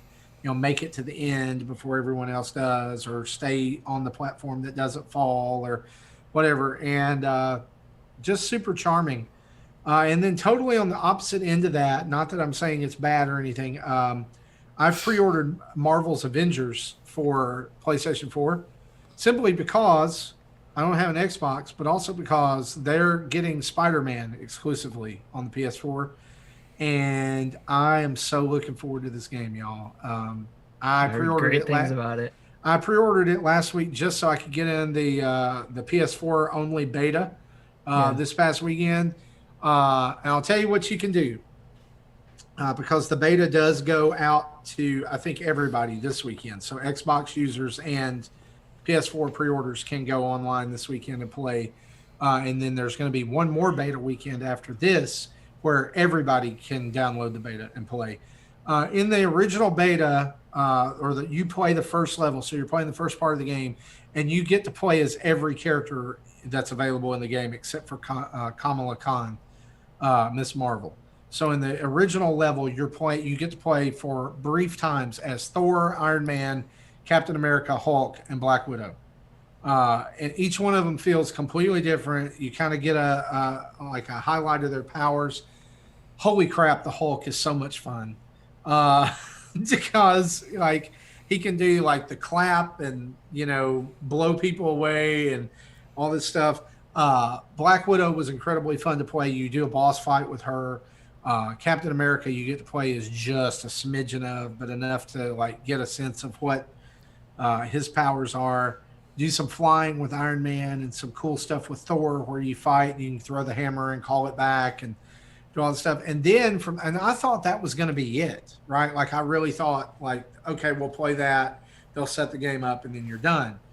No, you go on from there to play a level later on in the game or a section later on in the game where Kamala Khan and Bruce Banner are looking for an old Tony Stark bunker to find Jarvis that will help them reform the Avengers. And so you get to play as both Hulk and Kamala for a pretty extensive period of time. Like I did not finish the demo during my time with it. And I played it for maybe 5 or 6 hours. But I was also like looking around for everything and doing challenges. Here's what I would say about this. Yeah, like I love this because it's Avengers. Like I love this because it's Marvel. I love these characters. I think that Square Enix has done a fantastic job of building a great game here, but it's not groundbreaking. All right. If you've played any AAA game in the last 10 years, you know what you're going to get. Lots of button mashing, combo, fighting, run around, find the stuff in the environment, get a little bit more story. Enemies are coming. Whoa, I got to dodge. Then I've got to attack. You get what I'm saying? It's that same kind of gameplay. I've heard it kind of compared with the gameplay loop like Destiny had. Well, seeing as how I didn't play Destiny, I wouldn't be able to say, but I'm like the whole time I was thinking Like this feels like a lot of other games. Like, you know, like it feels. It's not like a game like a Mario game where there's a start, you play through, you finish, you're done. It's a game that supposedly never ends. They'll keep adding stuff to it over time. I would be fine with that as long as people keep playing it and paying to do so. They will continue to add stuff to it. I guess what I was meaning by that more along the lines of it feels like God of War. It feels like, similar type combat in those games where it's like hit, dodge roll, hit, dodge roll, Yeah. and then I do my finishing move, and the enemy dies. Uh, you know, And then the fact that it's a game of service game is actually shutting me off on it because I'm not interested in that type of gameplay loop. well, they can bring in every Marvel character. I don't Right. care. Like give me Yeah. the individual campaign for Hawkeye, right? Take the Spider-Man content, inject it directly into my veins. I saw- I'm I sure saw- there'll be Ant-Man and stuff because there's already been references to PIM particles and all kinds of other stuff. So yeah. There's a video out there where someone was playing it and Hulk went inside the Hulkbuster armor. And he goes, if this is a glitch, don't patch it out. This is awesome. Okay. All right. I got up to in the demo. I got up to the point where you fight. It was after I fought Abomination, and so that was fun. It was a fun fight, but it was hit, dodge, hit, dodge, use special attack, dodge. Right. It's just that's expect that, right? That's just I think that's just where AAA games are right now. But I'm glad it's coming out this year, and it's not going to be delayed anymore. It's not going to be affected by COVID or whatever. September 4th is going to be a fun day. I'm excited. I went ahead and pre-ordered the deluxe edition, so I just get everything. Very few games do I do that on, but I'm doing it on this one. Well, guys, that's what we've been playing. choice. Let's turn on the community spotlight because we got quite a bunch.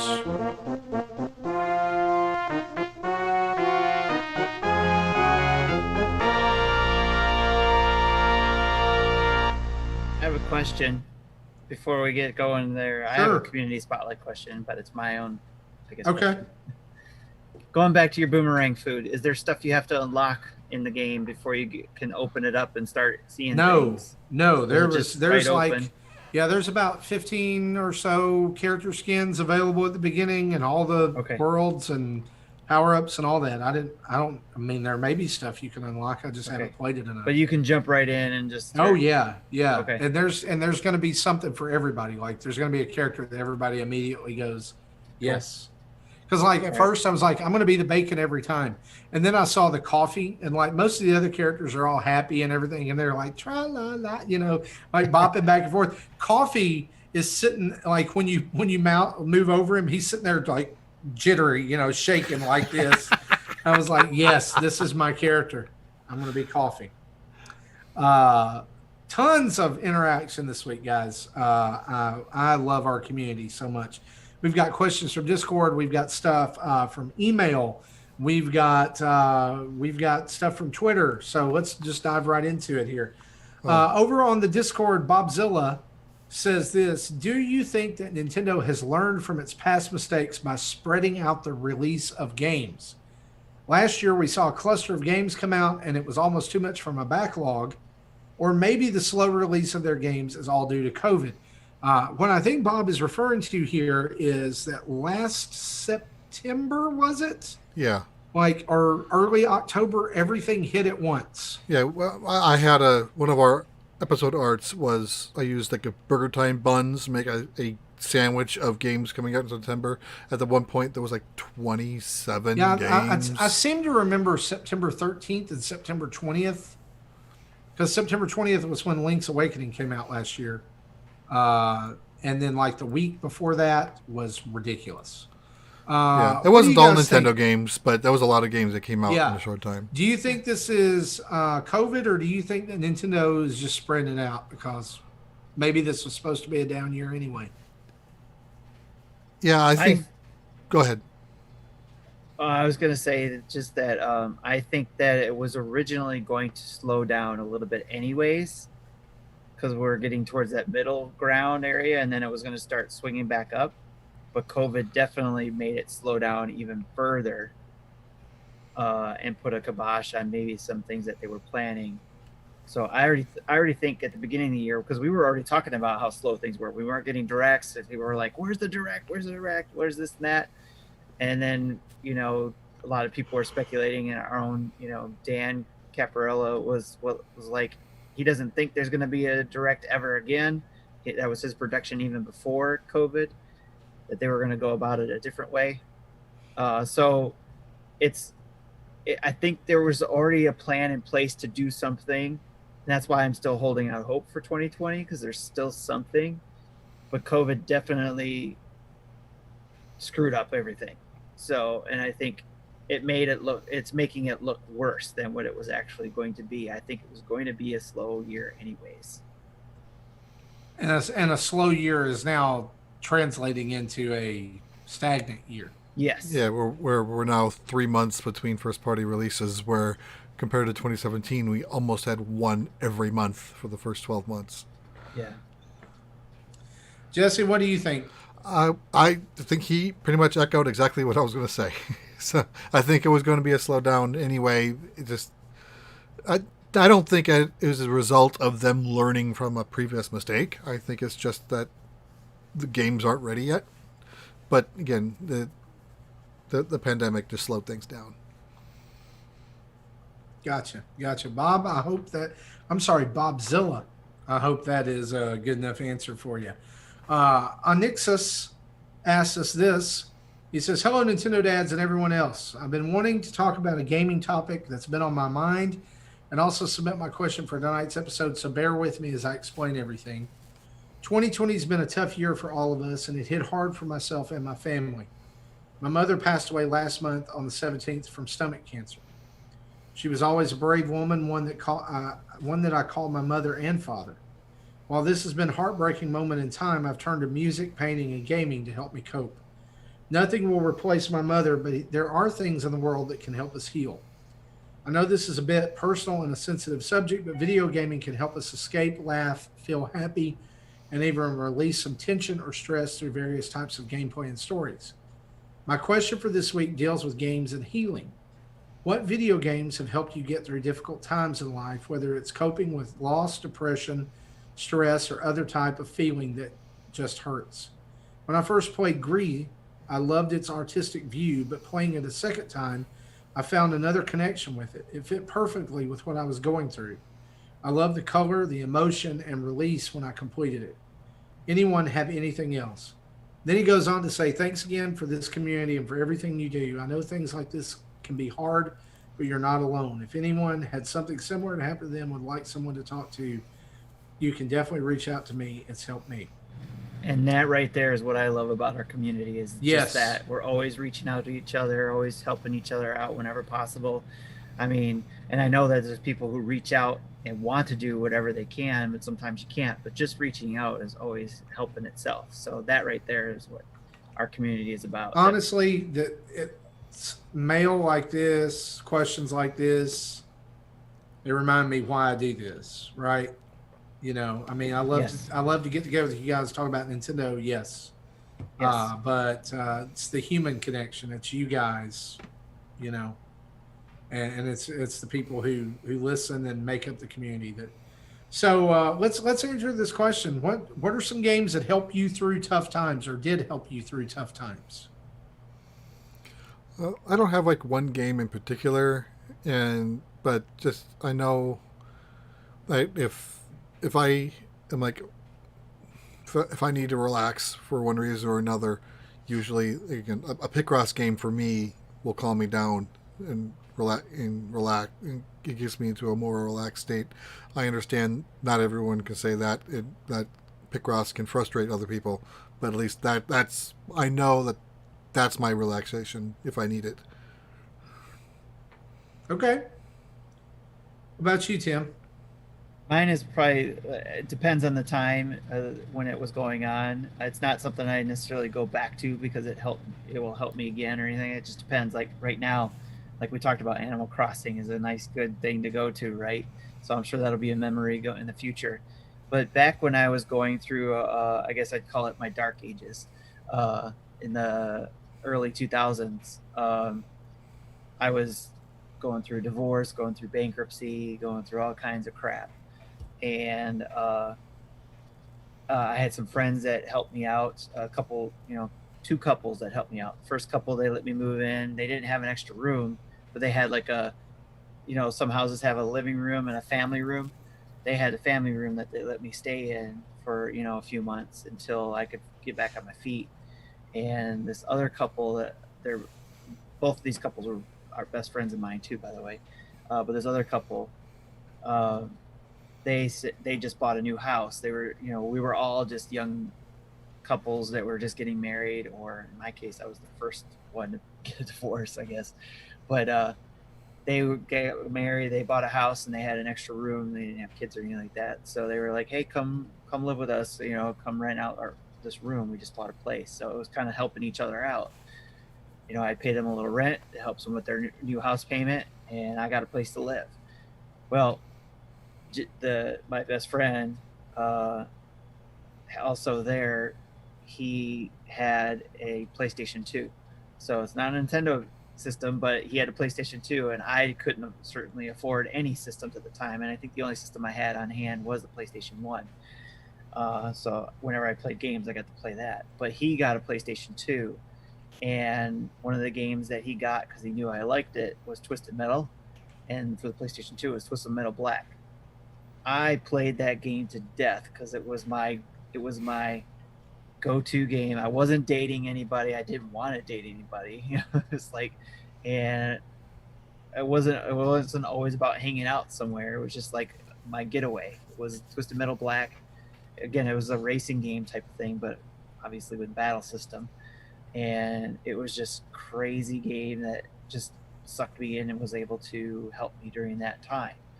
So not only did those, it was about the families that helped me, or those couples that helped me, but also that system too was a getaway. I think for me,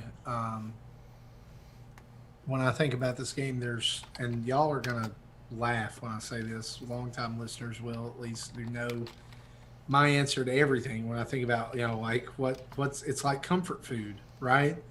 But there's a reason for that, and for me, it's anytime I've had a bad day, or anytime I have going through something and I just need to relax or need to think or just shut off for a while. It's Super Mario Brothers 3 and Mega Man 2. And also another one that I would throw in there is Tetris and Pixel Lines DX on the Switch. I found doing those puzzles incredibly relaxing. Just kind of zone out and do that. And Tetris for me is just, it's just a release. Like I love to play Tetris. But growing up, I was not in elementary school, especially. I got a Nintendo Entertainment System when I was 8, so I was in the 3rd grade around that time, and I remember getting it, and I played one at a friend's house, and knew that I wanted one. But just it kind of became my thing, like all kids have a thing, like they either like, especially now I think, like kids like, oh, they play baseball and that's all they do, or they play soccer and that's all they do. Yep. Well, in the 80s growing up, I wasn't a popular kid. We weren't a family that fit in with the popular families at school, or we weren't really well off or anything like that, and so I was kind of awkward and weird and didn't have a lot of friends, and I had like zero self-esteem, and part of that came from not having those friends, but part of that also came from growing up with pretty hard to deal with asthma and other things like allergies going on, yep. Which people didn't really understand that the way they do now, right. Even. And so like I couldn't go out and like play and do what other people did a lot. And so like the thing that I was good at and the thing I loved was Nintendo. But this was also not in the time we're in now, where geek culture is so accepted, right? And it kind of runs everything. Yeah. So if you were like obsessed with Nintendo in a rural southern town, Yep. you were that weird nerdy kid. So that was me. And so I just like everything I did was about Nintendo. It's all I wanted to talk about. My son, if you've listened to the show, he's on the autism spectrum and he has some stuff there. I probably am the same. I probably have learned to cope with it over the years. But back then, nobody knew how to talk about that either. Right. And so, but that was my fixation. I just wanted to talk about and play Nintendo. That's all I wanted to do. Everything I did was to get to the next time I played games. Yes. And those two games right there,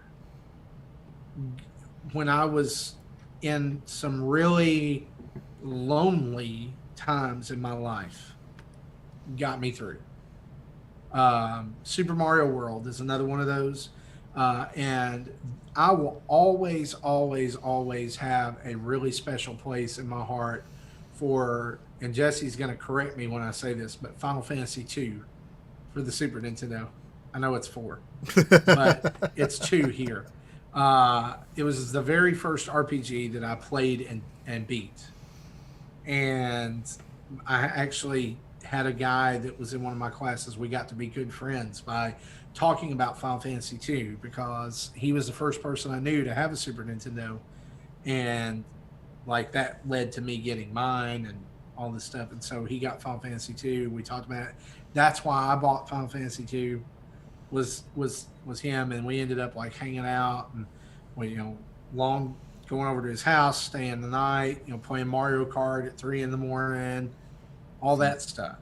And so, but those two games for me, they're games that I can play, like we could play and carry on a conversation and I can play this game, right? Like it's almost autopilot. But I still enjoy it, and it's like I'll run through Mega Man 1 through 6 once every 6 months, just because I can, because I want to, because I love it. It's comfort food. Same thing for Super Mario 3. I'll play it at least once a year, all the way through. Yeah.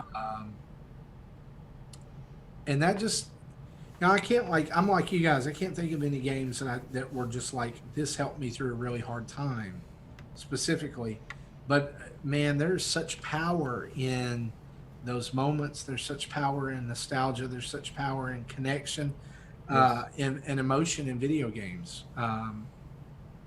Recently, my son beat Paper Mario, and if you've beat Paper Mario, which Jesse has, and you haven't, Tim, I'm not going to spoil anything. He was emotional. Yes. At the ending, I could understand. He was affected by that, and I think that's important for people to have that type of experience, and I believe that's why video games are so powerful. It's not just Boomerang Fu where you're running around, scoring points anymore. It's a story. It's something you're involved in. It's a way to get outside of yourself, and that's so important even right now in this time. And Anixis, we want you to know, thanks for being vulnerable. Number one, about what's going on in your life.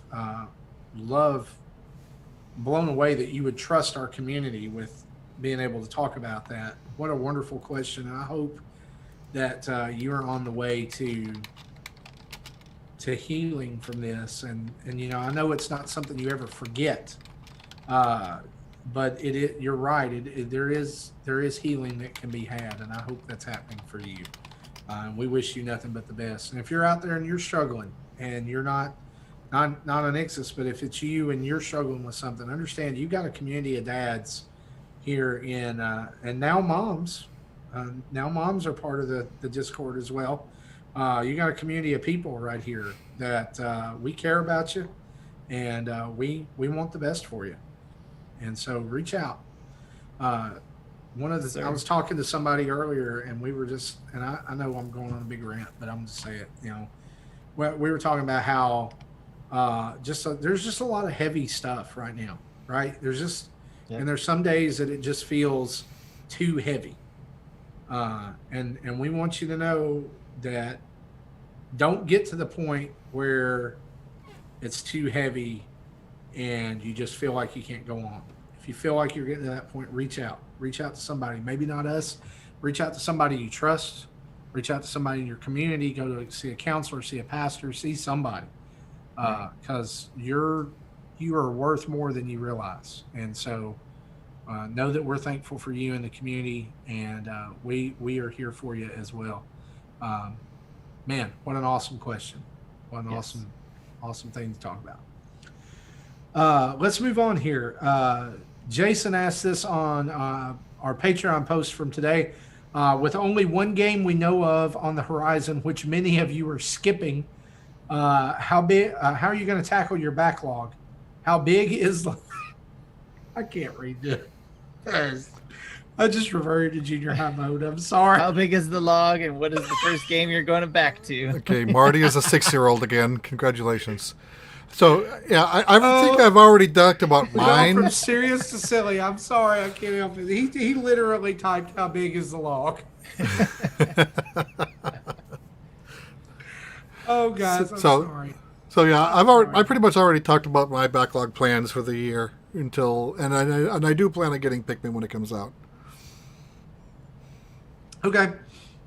Tim, what about you? How are you going to tackle that log? The big log, like I do all the time, Marty. Sitting down. I take my Switch in with me. No. That is the answer. That is the answer right there. So yeah, I'm going to be trying to tackle my backlog, but for me it's hard because there's still the indie games that come out that I want to buy, and thankfully a lot of them are shorter, but I am thankful that there's not a lot of big games, but I do have a backlog. I'm still got, like you said, I got to beat Paper Mario Origami King. That's one. And then Carry On is still on my list. I definitely want to finish that one. Crysis Remastered, I was having fun with that when I bought that. And then there's, then I still do my racing games that I like to jump into, but those aren't anything I have to complete necessarily. But yeah, it's and a lot of times too, it's given me a chance to play more with Sam, obviously, when we do stuff like multiplayer games. So, but yeah, and then if we got reviews, that takes up time, obviously. But sure, those indie games fill up the gaps. I swear, it's like, but the hard part is trying to keep tabs on which ones are for you, and hopefully that's why where we come in and kind of say, hey, check out these indie games that we get to get our hands on.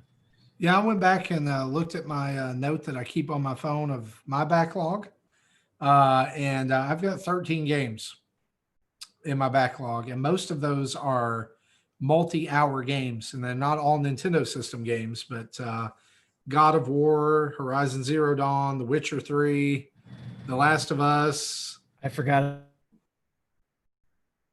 about Ghost of Tsushima. I still have to finish there too. Yeah. So yeah, I've got that on my PlayStation. I mean, Fire Emblem Three Houses is one of mine. So that's on my backlog too. Yeah, and I haven't even made it to the time jump yet. So there you go. Me neither. Jesse's talking, but I don't hear anything. We can't hear you. I'm muted, so that would explain why. Yeah, Fire Emblem is a game I've lent to a friend, and if I ever get it back, then I'll probably give it a try. But gotcha. that one's got a low priority for me. Yeah, it's at the bottom of my... I think that I started Horizon Zero Dawn and got about 3 hours or 4 hours in, and I think that's going to be the next one I pick up. And especially since it does not seem like there's going to be any fall TV to watch, that's going to help me catch my backlog too. Right. Yeah, I think, I don't watch a lot of TV anymore, but like all of the CW Arrowverse shows, I watch all of them, and it doesn't sound like any of them is going to have new episodes until this winter. Yeah, we watch a lot of stuff, and Wednesday nights are crowded for us anyway with coming home, and we typically, our Wednesday night ritual is leave church, go to Sonic, get drinks, come home, watch Survivor. And there's not going to be a new season of Survivor. And though there is, it was watch Masked Singer, then watch Survivor. There is a new season of Masked Singer coming out. They got one of those taped before Okay. everything happens. I watched the first season of that. I didn't watch any of the second season. Oh, man, I took it's so I took good. that off my DVR. It's so good. I love it. We have been about 50-50 the last couple of seasons with being able to guess who people were. So we'll inside there. Kind of a question that's related to this.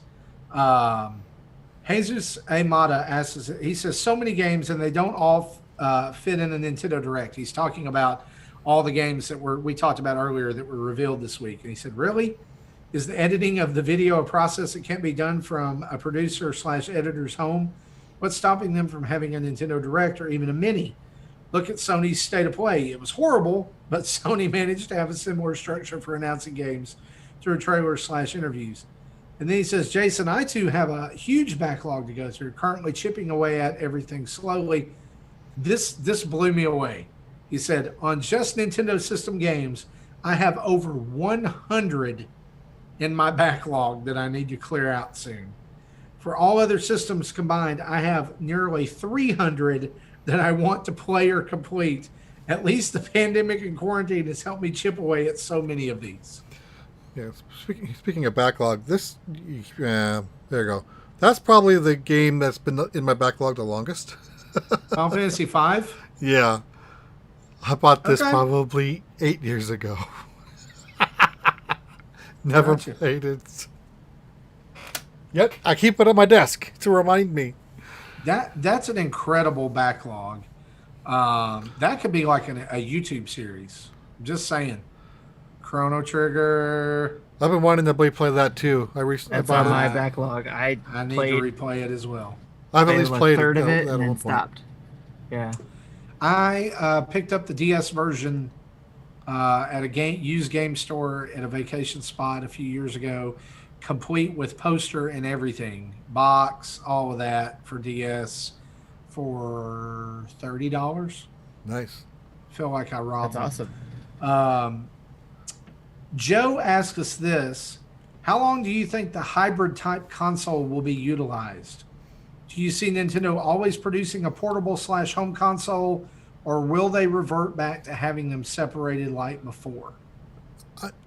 I think they'll continue to make them as long as they continue to sell. As soon as they have, like, if they get a Wii U level of disaster, then they'll change gears. But I think Switch 2 will be just a more powerful Switch. All I'm going to say is this. With them combining their dev teams from 3DS and Switch, like we kind of talked about last week, I don't think there's a way that they can go back to two systems after this. I think they're going to be one system moving forward. And I do think that it's going to have some kind of hybrid component, whether it's home console, pick it up and take it on the go, or home console that you come into and you stream. Kind of like Stadia, kind of like PS Now, that kind of thing. But you'll be able to do that from other places. So, I think the Switch has been a huge hit for them, and I think that why change what's working? But this is Nintendo, who went from a million selling console or 100 million selling console to a 14 million selling console. And then before that 100, it was it's always been a downhill slope. Yeah.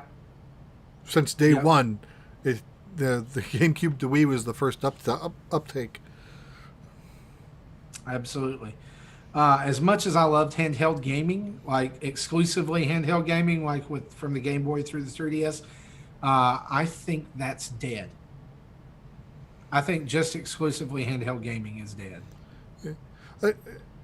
In Japan, it's more popular, which is why I think this will continue, because of as many, well, maybe not now, but, pre-pandemic, there was most of Japan, mass transit to work, etc. Yeah. And that's perfect time to sit down and get some gaming in. Yep. John Blanco asks us, when will Nintendo fix the Joy-Con analog stick? My answer to that is when they make another controller. Yeah, well, It's not going to be with the Switch. Bruce Patterson replied, but I thought of that answer, the exact same answer, before he did. His answer was when the Imaginary Switch Pro comes out. And Yep. ending with a question mark, so even he's not sure. Yeah, we don't know. Maybe it's a possibility that something I don't think anybody's talked about is a Joy-Con 2. So instead of a whole, Switch 2 or Switch Pro, it's just Joy-Con Plus or Joy-Con 2 or I think Plus is exactly the name it would be because we've seen that happen before. right. We Remote Plus. Yes. So I think maybe that's the next thing that comes out. It's just that the Plus in this one it's a Joy-Con plus a stick that actually doesn't break. We hope. Yep. I'm about to have to contact Nintendo about one of my Joy-Cons that started drifting the other day, and I'm just going to send it to them. I've got enough that my day one Joy-Cons, the gray ones that I've had, and I've fixed all of my own and all that kind of stuff, or did the whole cleaning method, worked for 3 years, and then recently about a month or two ago finally died, not because of drift, but just stopped connecting altogether. Oh yeah, We're done. You talked about that with the Star Wars game. Yeah, that's when I found out about it. It just stopped connecting altogether. It was done. they just looked at you and they're like, "We're done here." It was like we've made it this far, 3 years. I think we're good. Good night.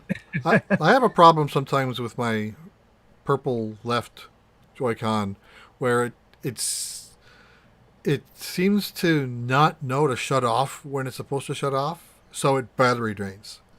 Oh wow. So while it's physically connected, it'll still work. But when I look at the battery status of the system, it says system 75%, right Joy-Con full, left Joy-Con 3.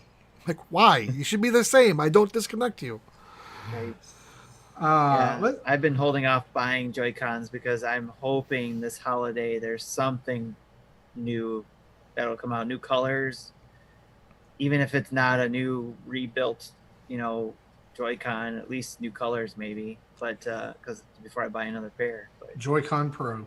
yeah, Joy-Con Pro is what I would prefer, or Pro Plus Plus. or whatever. Yeah, Pro Plus. What if they just change them to where it's like they have little grips on them? Like the Satisfy.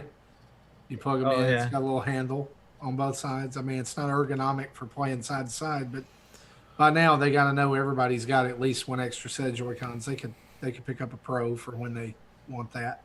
Right. I don't know.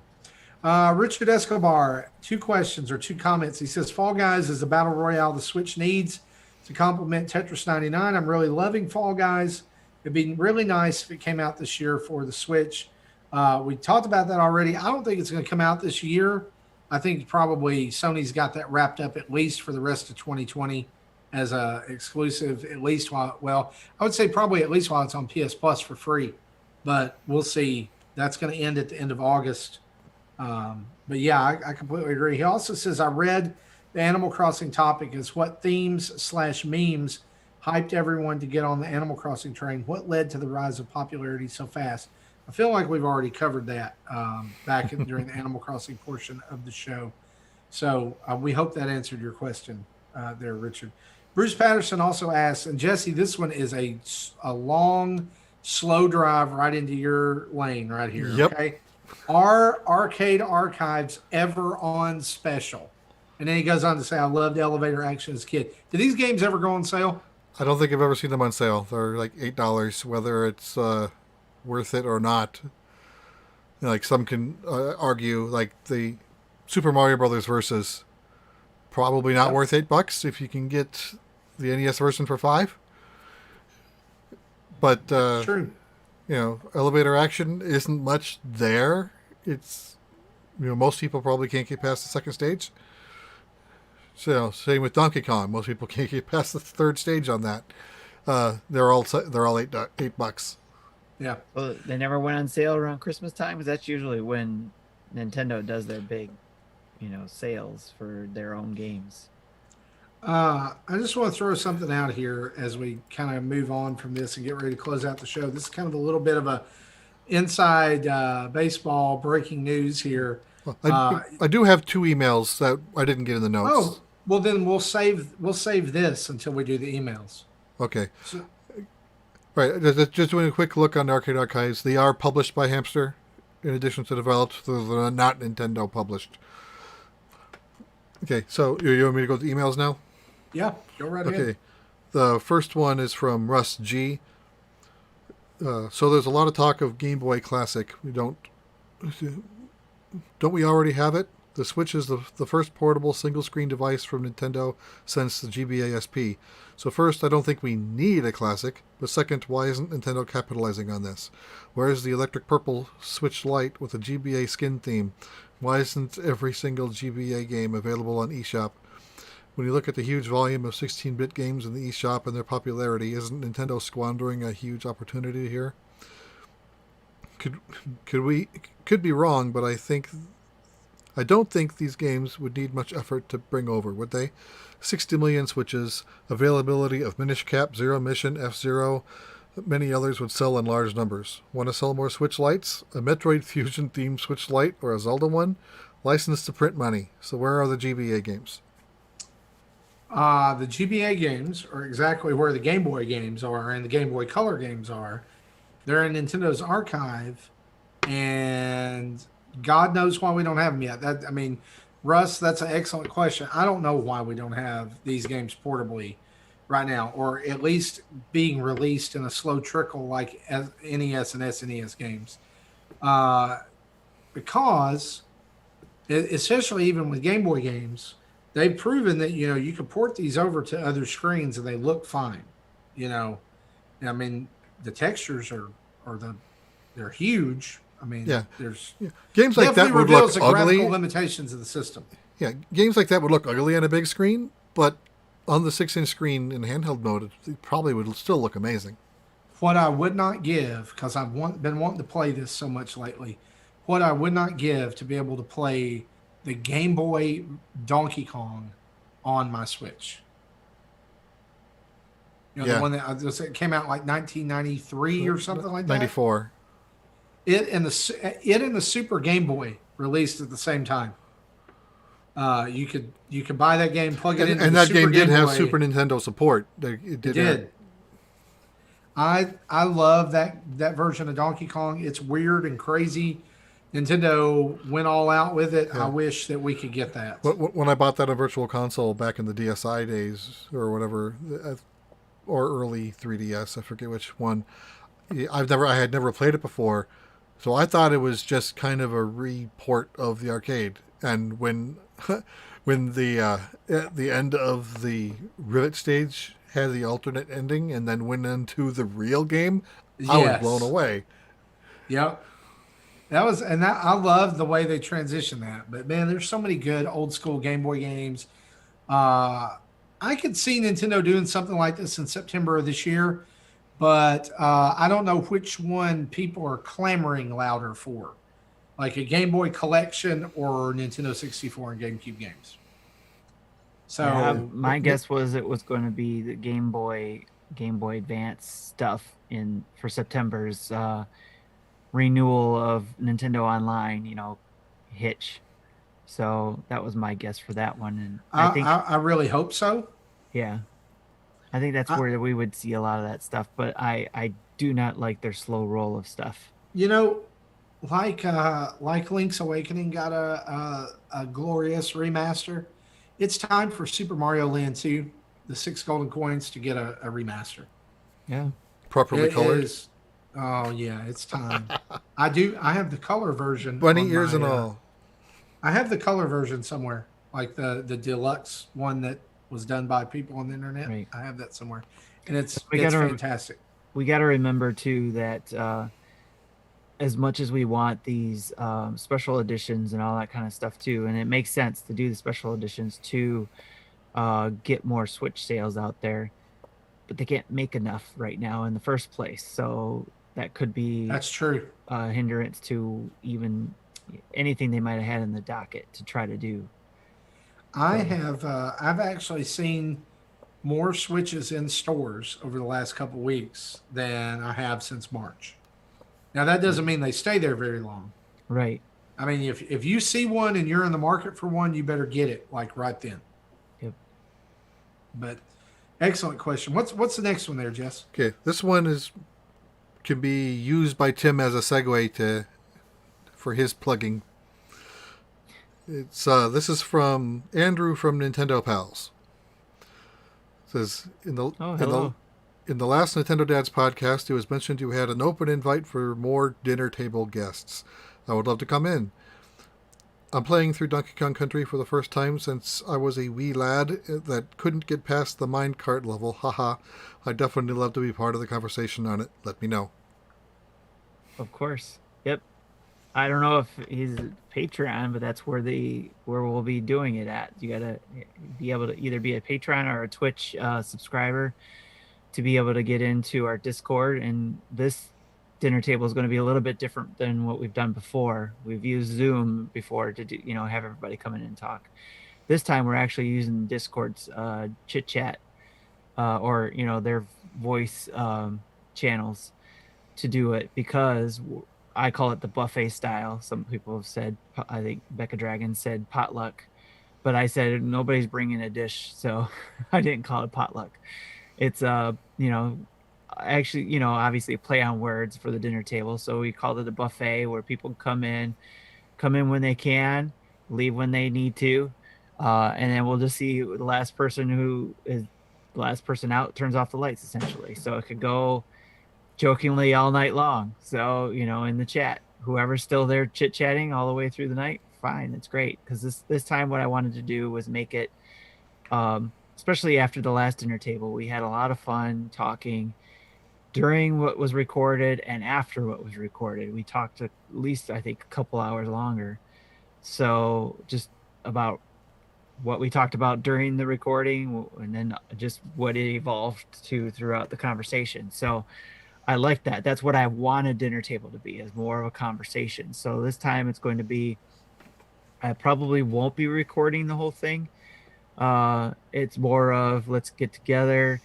We have a couple of main dishes that we'll be talking about. One of them is emulation and the impact on the industry for that, and the impact on even for ourselves, without getting in trouble, obviously, because we don't support stealing or doing anything illegal. But we want to talk about the importance of emulation, because obviously to come out with the Super Nintendo Classic, or if we wanted them to come out with a Game Boy Classic, they use emulation for that stuff. So we'll be talking about that. So that's the main topic, and then wherever the conversations go after that, I'll probably try to take a recording of the main topic and post that. But the rest of the conversations will be just discussions, and anybody is welcome. It's going to be an open invitation. You don't have to RSVP. You just come in as long as you got access to Discord and the channel. We're going to see if we can break Discord and and get as many people we can on there to chit chat into the community, and go from there. And Awesome. it's every third Friday of every month that we have the dinner table. So Good deal. Okay. And then And just a reminder there, to be on the dinner table, the kind of the caveat is you need to be a patron of the show or be a Twitch subscriber to Nintendo Dads. and be able and have a Discord account, I guess. So You have a can get into our Discord. Yeah, be able to get channel. into Discord. And so if you need more information about that, you can get with Tim. You can hit him up on Twitter or hit him up in the Discord. He'll be glad to point you in the right direction for that. Yo Prime 33. You can find me anywhere there. Good deal. Okay. Then one last question from the live stream chat from Mecha Dragon. Did any of us order the Analog Pocket pre-order? Huh. I can get there in enough time. I was there, and I had it in my cart. I was ready to buy it, which was way before you guys said couldn't, because it was early enough to do it. I was about to buy it, and then I was like, I don't have $200 to spend if I want to buy a PS5. So I decided not to. So I backed out of it. Yeah, I And heard a besides, little. I still have an SP, and I still have a DS Fat and all that kind of stuff. So I didn't really need it. Yeah, I've got multiple SPs around. In fact, I just bought Gary Gray's Zelda themed one recently, so I have another one that I haven't even opened yet. And see, one of these is, I think this one's the newer model that has the backlit screen. Is that the That's- pearlized white one you got? Because that's the same one I've got. No, this is like a blue and this is a silver. Oh, okay. Kinda hard to Couldn't tell tell with the light. with The light the was hitting lighting. it weird. Yeah, I got a pearlized white SP. SP was one of my favorite systems. Yeah, this is the backlit one. It's a 101. This I one's a still 001. love I still think the Game Boy Advance SP is the pinnacle of handheld design.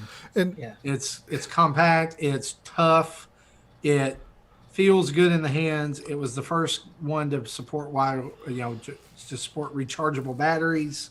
Yes. It's just it's Had perfection. a funky headphone jack, but hey. Oh yeah, I forgot about the headphone jack. I like the idea of this. It's basically a GBA in a Game Boy traditional form factor, but I don't understand the specs that they used. It's a 3.5-inch screen of a 1440p display. That's overkill for games that won't play more than a GBA.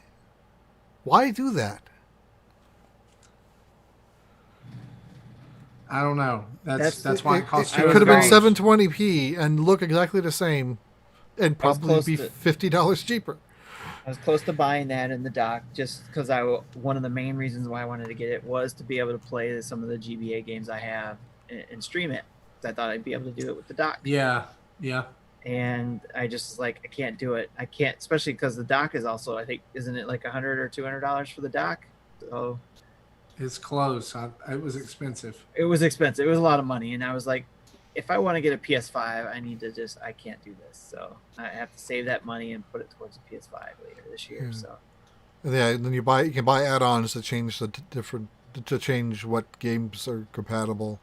oh yeah, and yes, and then the adapters, so you can play Atari Lynx. Yes, Blue Thunder.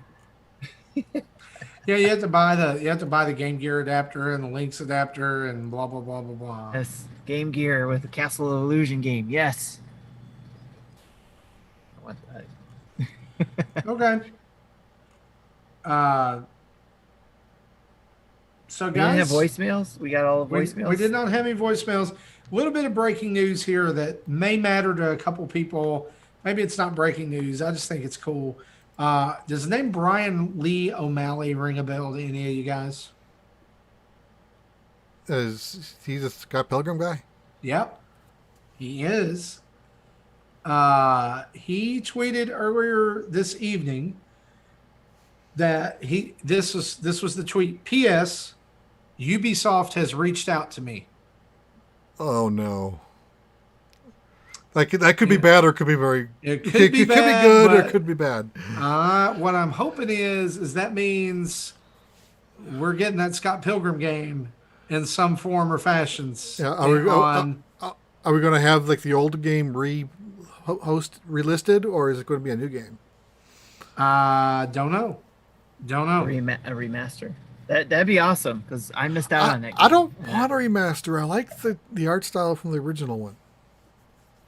Well, I mean, like maybe just so it's playable on the Yeah. side screen or whatever. But yeah, I hope it does come out for the Switch. That would be awesome. I'd take it because I missed out on playing that game. I think I I love bought the it on movie and I love PS3, the graphic and I novels. so, didn't get far into it. So, Yeah. so that was when I realized I didn't like brawlers like I used to.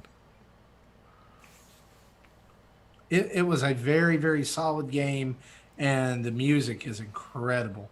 It's if you Yes. love chiptune stuff, So so good. I did pre-order the board game. I don't know if we talked about that, but that's a $100 board game. So I still have time to bail on it if I change my mind.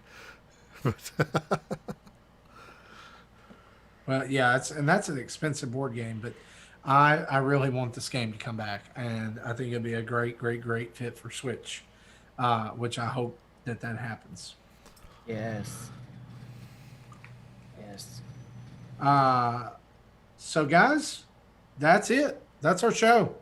That's Nintendo Dads episode 292. We want to thank you for hanging out with us tonight and listening, or today. If you are listening, watching on YouTube would be tonight. Listening would be when this is released on your podcast app of choice. Don't forget to head over to our contest site. That's tinyurl.com/nd-nes-lego. That's nd-nes-lego.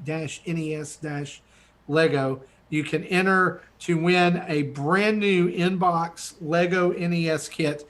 You have 1 week left to enter. We'll announce the winner sometime after episode 293 next week. We've got about 8 days left on that contest. So you can go over and do that. And as we close out the show, we want to say a huge thanks to our Patreon producers, Chris Mears, Dave Ernsberger, Sean Abbott, and Antonio Contronio. Each of you guys has been contacted on Patreon this week. Get back with us about your dates for being part of the show toward the end of the year. This year, we're going to start in September and head through the rest of the year. One of you guys per month. So be sure to check your inbox for that. Also, you can head over to nintendodads.org for our store, for a link to our Patreon page and all of our social media stuff, videos, tweets, and podcasts. You can email us at nintendodads@gmail.com or call in and leave a voicemail at 929-25-NDADS. That's 929-256-3237. And we want to say a big thanks to OC Remix for the music used throughout the show, and remind you that if you love the show, spread the good news about Nintendo Dads with a 5-star review and some written words wherever you listen to the podcast. For me, for Jesse, for Tim, and for Amiibo, this has been Nintendo Dads episode 292. See you next time. Bye-bye. Bye-bye.